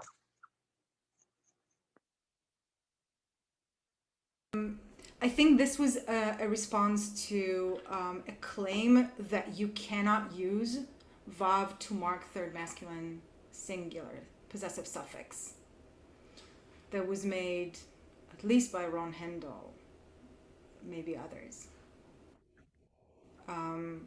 And I think there are examples where it is. And that's what I responded to. I think ketaphinom is, at least the bow is clearly O. Re'eu, we can argue about this. I think there are people who think that it is an O. I believe Gar thinks it's O, and people who thinks that it's what Joanne said. And the question is, what is the base form to which you attach the suffix, right? Is it rea or is it re'e? And both forms are in the Bible. Re'e is very rare, but that's the form you need for Joanne to be right. Yeah, okay, thank you. Juliana? Are you still here? Yes. Yes, I am. Thank you. Yeah, my question, well, it is about methodology in general in both directions. Like redaction criticism and literary criticism, well, it was developed, as far as I understand, as a workaround for the problem, to work around the problem that we don't have actual physical evidence for like the first stages. And the thing that got me hooked was the claim that there's a, what did you say, a tendency to, for harmonization in V.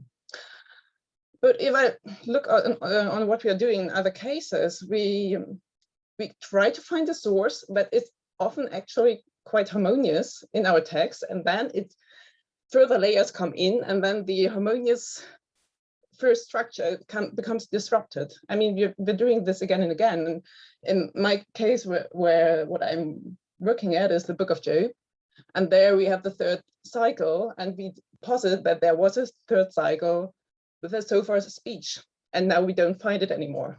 And and commentators are trying to find it in other places. And this leads me to the general question of how far is this methodology apt to be applied to our question, or in how far does it have to be adapted, or what are further premises for using this methodology for this kind of questions, like manuscript authenticity? Doesn't it need a different methodology? Yes, if I may quickly react, I think you are right. Somehow redaction criticism is not an apt instrument in order somehow to decide the authenticity or inauthenticity of V. Why I introduced somehow this perspective here was simply because Idan made a specific claim. V is a proto-biblical book, and somehow this question can only somehow be solved because we don't have any copies of somehow earlier forms of Deuteronomy from biblical times by somehow our usual means of redaction criticism. And of course, we had this discussion, or I had this discussion extensively with Idan. Somehow texts can become more complex, they can become less complex, everything is possible. But I think, and this is what I try to do in my talk, I try to identify the specific motivations that you somehow can recognize or reconstruct behind a specific development. As for the third speech cycle in Job, I'm not sure whether this is a real good example. So I at least somehow look at this third speech cycle, that it is somehow unfinished. I think this is a literary device to show the friends simply run out of their arguments. So I would answer in some similar ways to Konrad, which is to say that in part I'm responding to the argument that Idan offered. So in chapters 3 and 4 of his book, he makes particular literary philological arguments, and they really stand at the heart in certain ways of his claims about dating and what the text is. I would say, though, that this is also a case the people have pointed out, the epigraphic and the paleographic evidence is missing. What we do have is equivocal. And so there's a way in which I view this, at least, as a somewhat special case where our regular processes are turned in some respects on their head. And so I do think that in certain respects, the literary evidence here is more reliable. And so if I can pick on Daniel a little bit, earlier he made reference to the paleography as hard evidence in distinction from the literary evidence, which I presume would be considered soft. But I would say this is a special case. And so it is the case that redaction critical methods, source critical methods have been developed in a certain context and to answer certain questions. But I think it's also worth noting, maybe as a last point, that the kinds of redaction critical or source critical work that I'm doing, or Konrad or Idan or others with these texts, they work on similar principles to what you see in paleography, epigraphy, other subfields. That is, we're doing comparisons. And so, like, if Konrad looks at Hellenistic period examples of harmonistic rewritings, or if I do the same, and then compare to what we see in V, it's not so different than comparing chart scripts, scripts, from different documents and charts. And so I would say we actually have a lot of commonality in method in terms of our comparisons. Yeah, and I should nuance my earlier categorization, because in this case here, the paleography, I would say in Matthieu's opinion, is hard evidence, and in Ben's it's much less, or Colette Sirat would say it's completely unusual. Yes, right. There are two further comments, one by James Tabor and one by Shani Tzurev. So please, James or Shani, if you want to raise your voice, this is the moment. Okay, I had just asked whether anyone would want to address Idan's request on the intertextuality arguments from Hosea, other passages, take your pick. He mentioned it a couple times, and we've been also discussing other things. I would also like to know, I didn't write this, but if someone would like, the early objections to the authenticity had more to do with, oh, how could manuscripts survive in caves, and what's that sticky stuff on them, and what's the linen wrappings, and so forth. And then Mansour and everyone began to say, oh, well, in the 50s, 60s, up to the 80s, including Allegro, well, maybe we should look at this again. Obviously, Allegro did not get into any depth at all. That was actually the main point of his book, as he wandered around the Wadi trying to see if he could find the cave, and almost got himself drowned, if you remember. So either one of those questions, one's more technical. I would just like to know whether you're imagining Shapira or a forger passing on this Bedouin cave story, when most Europeans would consider it fairly preposterous and impossible, if not unlikely. The wet climate, the rottenness of it all, and so forth. Thank you. If I may relate to that directly, the last thing which strikes me is that the caves don't come alone. The caves come together with the bituminous, or this asphaltous or bituminous material, and with the linen, which really sounds quite familiar to Qumran. So if it was caves alone, that was one thing, but here we have three things. They are not necessarily the same. It is very hard for me to make sense of the bituminous material on the back of the documents. If they were, they emphasize, Gute emphasizes that he didn't find any traces of this on the front side, which, even if it's a Leporello, seems not easy to me, because the sheets are not of the same size.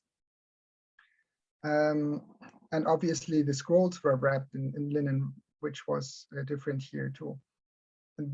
And, with regard to Hosea, I would like to leave the space to somebody else, but I would really like to come back to this question that you mentioned now, and also Shani would like to discuss, which is what kind of forger we would imagine capable of doing this. So we would be very versed in Jewish scriptures, in 19th century Hebrew.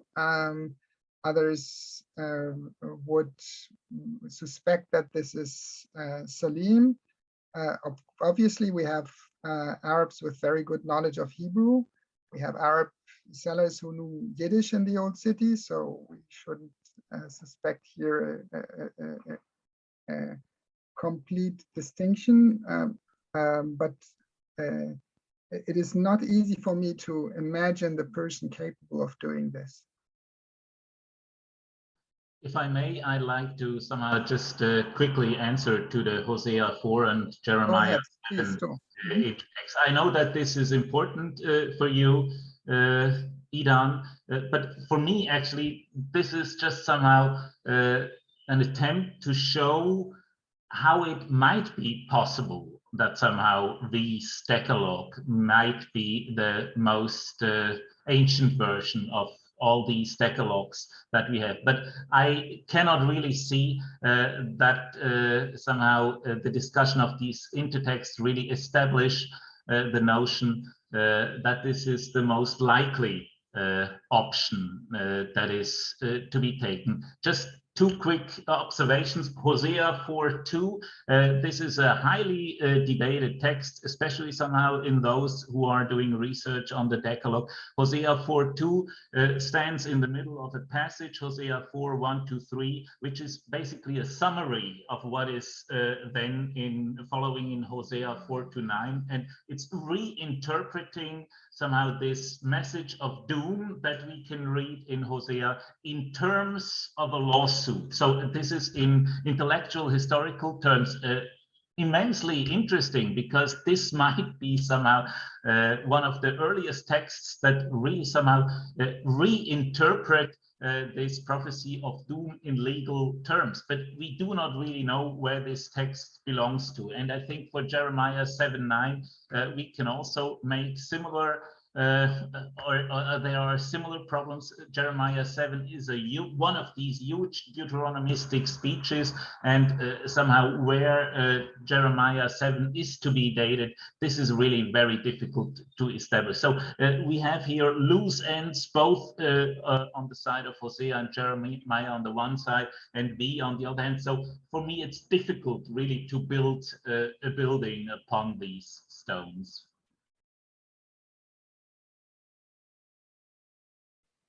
If I can just comment, I mean, I agree with Konrad. I don't build a building on those stones. I think that they do support the arguments that I have in chapter 3, but I put them in a separate chapter, chapter 4, where I think that I do think that it provides additional support for my argument. I think that the easiest way to reconstruct a phylogenetic tree is with Fee's Decalogue on top. And I realize that I haven't addressed many of your points, Konrad, and so if there's time and if people are interested in, I'd be happy to do that. But I do think that the intertexts are of secondary significance. I think that the core of my argument for direction of influence and for antiquity and so on is in chapter 3, where I compare the texts in Deuteronomy with the texts in the Valediction of Moses.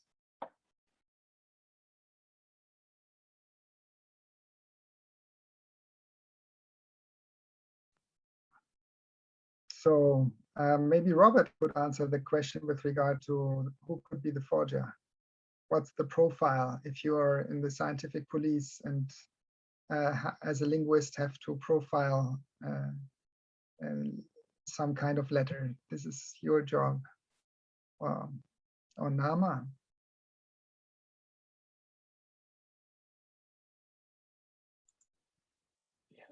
I have no clue. I'm not even going to guess. I won't even guess to make myself look smart or smarter.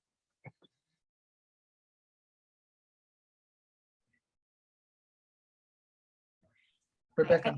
I guess there's a part of me that, if it is a forgery, almost wants it to be Shapira, because the Shapira I observed in the handwritten catalogs is he's a bright man.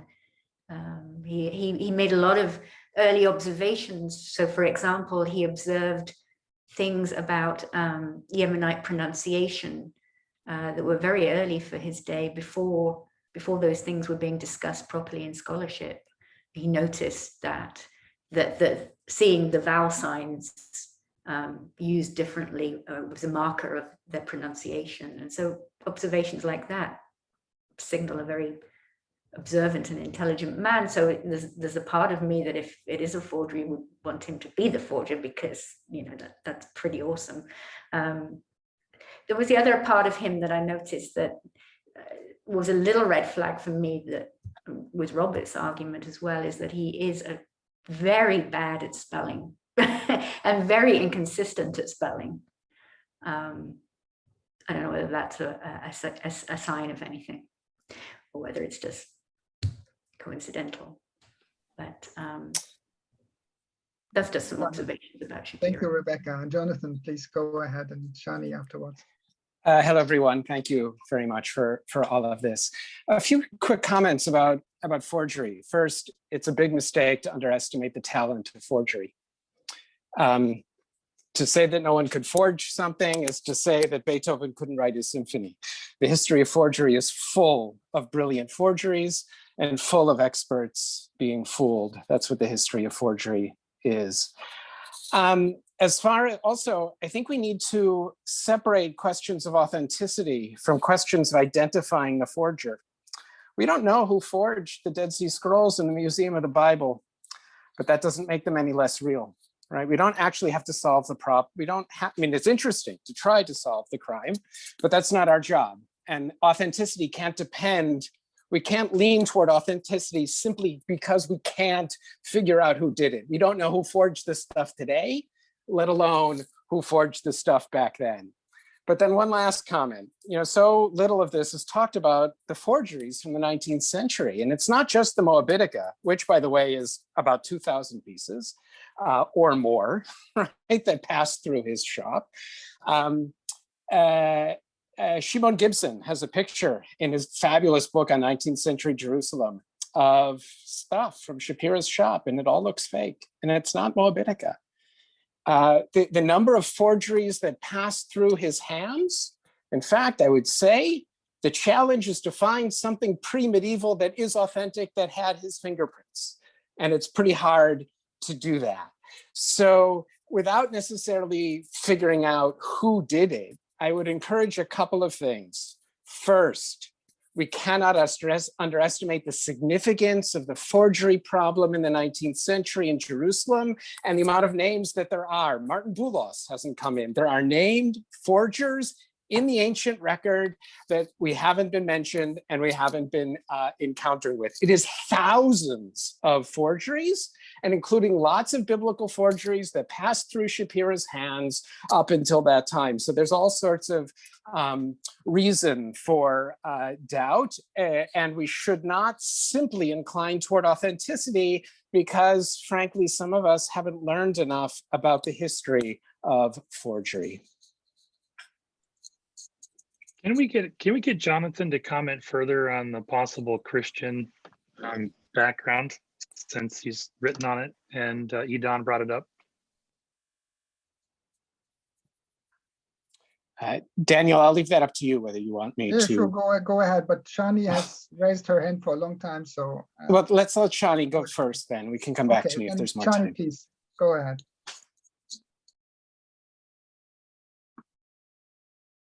Shani, it's your turn.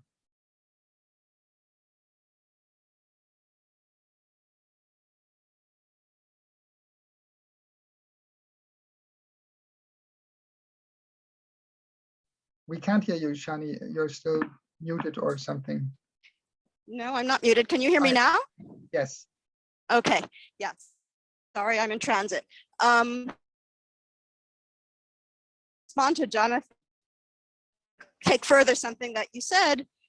we might not need to find the forger in order to determine the authenticity or not, but definitely following the chain of ownership is a very important part of trying to figure who and when composed this, whether it's ancient, later, or modern. If you just think of Ariel Sabar's brilliant work, it was definitely entirely on the chain of ownership and the claims of chain of ownership.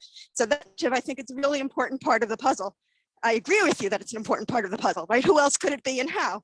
I think it's worth thinking about. And then part of it is, I think that Idan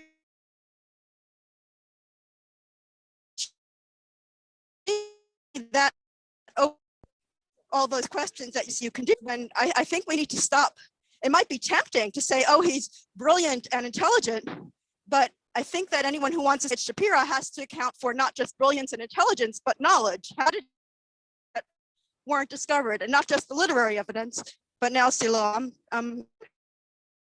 Also, specifically, how do you account for new transcriptions? Do you say that this was planted, that this was something he deliberately, craftily, and I'll say for me, this raises best anti-Semitism as well. That's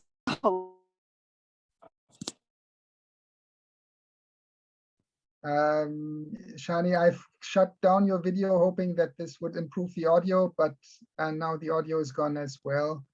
So I think the main gist has come through. Rebecca wants to say something more. And there's also a note by Matthew Hamilton. Okay. And Idan wanted to say something, but his hand is down again. No, I did want to respond, but I can respond after Rebecca. It doesn't. Let's go ahead. And there's a comment by Matthew in the chat. It's just a quick comment that in my larger paper, I have found, and I know others have too, Matthew Hamilton, Ross Nichols, and Idan, have found that many of the stories relating to Shapira and the accusations against him are unfounded, and you can unravel them. So that's to be borne in mind as well. Sorry, carry on, Idan. Thanks. I just wanted to address the few points that Jonathan raised. So it's true that the history of forgeries is full of brilliant forgers and duped scholars, but it's also we've got plenty of cases of the reverse.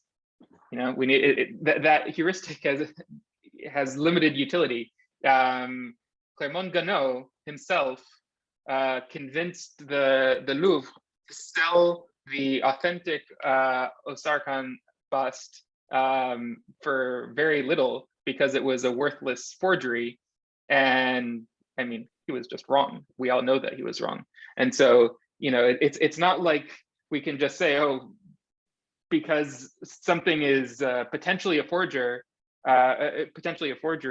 and some scholars think it is it's a forgery and others don't, that we should determine that it should be a forgery on that basis. There are definitely several cases of things that were authentic and that scholars were wrong to determine that they were forgeries. In any case, we can all agree, and I think we all do agree, that most of the arguments for why the Shapira manuscripts or forgeries that were raised in the 1800s are bunk. Today nobody's saying that the discovery story is absurd, and nobody is saying, that, like, I don't know if you read Neubauer's article about all the linguistic problems. I think even the linguists today arguing for forgery acknowledge that his arguments were extremely weak and basically wrong. So it's definitely not uncommon for scholars to be wrong in the opposite way. Regarding the question of whether or not we need to know who did it, I mean, I think that we should use it here as an analogy, like a court case where we're trying to determine, whether a certain crime occurred or whether a certain person committed a crime. I mean, it's true that, sometimes you can determine that something's a forgery without knowing who the forger is. But I'm making a different sort of claim here, which is that it doesn't seem to me like there are two parts to my claim about this. One is that no forger could have had the necessary knowledge because no scholar had the knowledge of the composition history of Deuteronomy in the 1800s that would be necessary. Nobody had realized the things that Shimon Gesundheit published about the Sichon narrative, or that David Frankel published about the spies narrative, and so on. So I don't think that anyone could have had that knowledge. But more specifically, there's a reason that everyone has always implicated Shapira. Nobody's been saying, oh yeah, the Shapira fragments are forgeries, who knows who did it.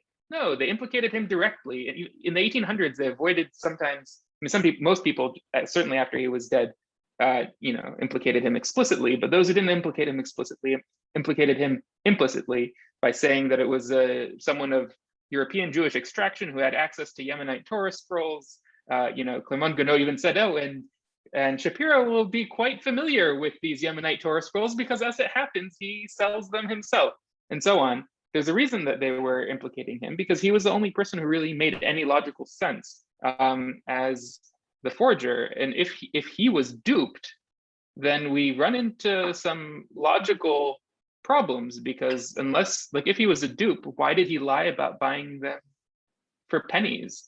We would probably, we should default to that being true if we don't see him as a crook in this case. And so who would go through the enormous work of forging the documents and then feed those documents to Bedouins, who then told this story of discovery, sold it to Shapira for pennies? I mean, we lack motive. And in a court case, we would usually acquit if we can't find any plausible motive. So I think that in that sense, it is important to consider who did it. Lastly, about the antiquities sold by Shapira. So first of all, obviously he sold countless authentic manuscripts. If you look at his Wikipedia page, or at least last time I checked, his history is sort of summarized as forged the Moabitica, forged the Deuteronomy manuscripts, and that's it, glossing over his countless authentic manuscripts that he sold. But from what I've heard from several people, those photographs of his antiquities do include things that look authentic. It's not true that nothing there looks authentic. There are various, it shouldn't be surprising, because finding antiquities at that time wasn't very difficult. There are ancient looking lamps and various other things. So obviously the Moabitica were, full of forgeries, but it's an overstatement to say that everything that went through his shop was fake. Just before Matthieu, I would just say that in our case, it is not like in a courtroom that we are between murder and acquittal and acquittance, and the burden of evidence lies on the one side, because if we acquit and accept the documents as authentic, they become a member of the court. So it is a double-edged sword to some sense. We need to very, very, very cautiously act here. And perhaps, as Konrad said, it's not so easy to say either or. I think, and this is one of the reasons I tried to organize today's event, that the Shapira documents are an excellent case for teaching Old Testament Hebrew Bible. And I think what you have written makes it all the more enticing. And Matthieu's response, or Benjamin Suchar's response, or Jonathan Clavan's response, or what Michael Press wrote, or all the others are really excellent exercises for the people we have to and want to teach critical thought. And putting this document and the discussion around it away without this discussion would rob us of just an excellent case for intellectual investigation and analysis. Sorry for having stolen time from you, Matthieu. No, thank you, Daniel. I was thinking about the same kind of issues, because it's one thing to hesitate. It is another thing to decide what we are going to do with the text. And we have some sort of responsibility as scholars So it's very interesting to read Chris Rolston's articles on forgeries, for instance, and the methodological problems we have. With the vtext, we have something that is unprovenanced, that is lost, so it cannot be subjected to laboratory tests. It comes from Shapira's shop, and even though Shapira might be innocent in this story, he had very bad suppliers. Look at the Moabitica and others. So even if he was innocent, there's a problem. So we should be very careful. Claire Mangano would already be furious. And then if you add to this the fact, the notion that we don't know anything about the script, should be the end of the story. We should be extremely careful and not accept it. The literary critical arguments are quite often reversible, also, although I am convinced by Jeff and by Konrad. There are linguistics problems. I believe there are many paleographic problems. So I think we should be very careful. There is some burden of proof in this story. It's not that if we could toy with the idea that it could be authentic, maybe we will talk about it in introductions to the Old Testament and exegetical commentaries. We have to be very careful, at least in my view. Thank you. Thank you very much, Matthieu. It is now after 8 o'clock and we should come to an end. I mean, it's so fascinating. We can continue for another hour but according to our program, we should come to an end now and continue the discussion during the next years, I hope. There are two more comments by Ross Nichols, who also has written a book on the documents that came out almost the same week as Idan's, which I recommend you to read. And Ron Handel writes that, and this is an interesting question, is it really enough to have the Mesha stele and the Hebrew Bible to write V and the letter forms from the Moabitica? Maybe this can keep our minds working for the next weeks. And I would really like to thank everybody, participants, panelists, for this fantastic discussion. We had a very mixed opinions among the panelists. We had very mixed opinions among the public. And I hope that everyone profited from this discussion, and looking forward to continuing this for the next weeks or months or years. And hopefully, who knows, somebody like Rebecca and going through some attic in the British Library or in Ginsburg's old house finds a fragment of these and we can submit it to C14. So thank you very much. And thank you, Daniel, for organizing this wonderful event. This has really been thank you very much. Fantastic. Thank you, Daniel. Thank you, Daniel. It was fantastic. It has been a real pleasure. Goodbye.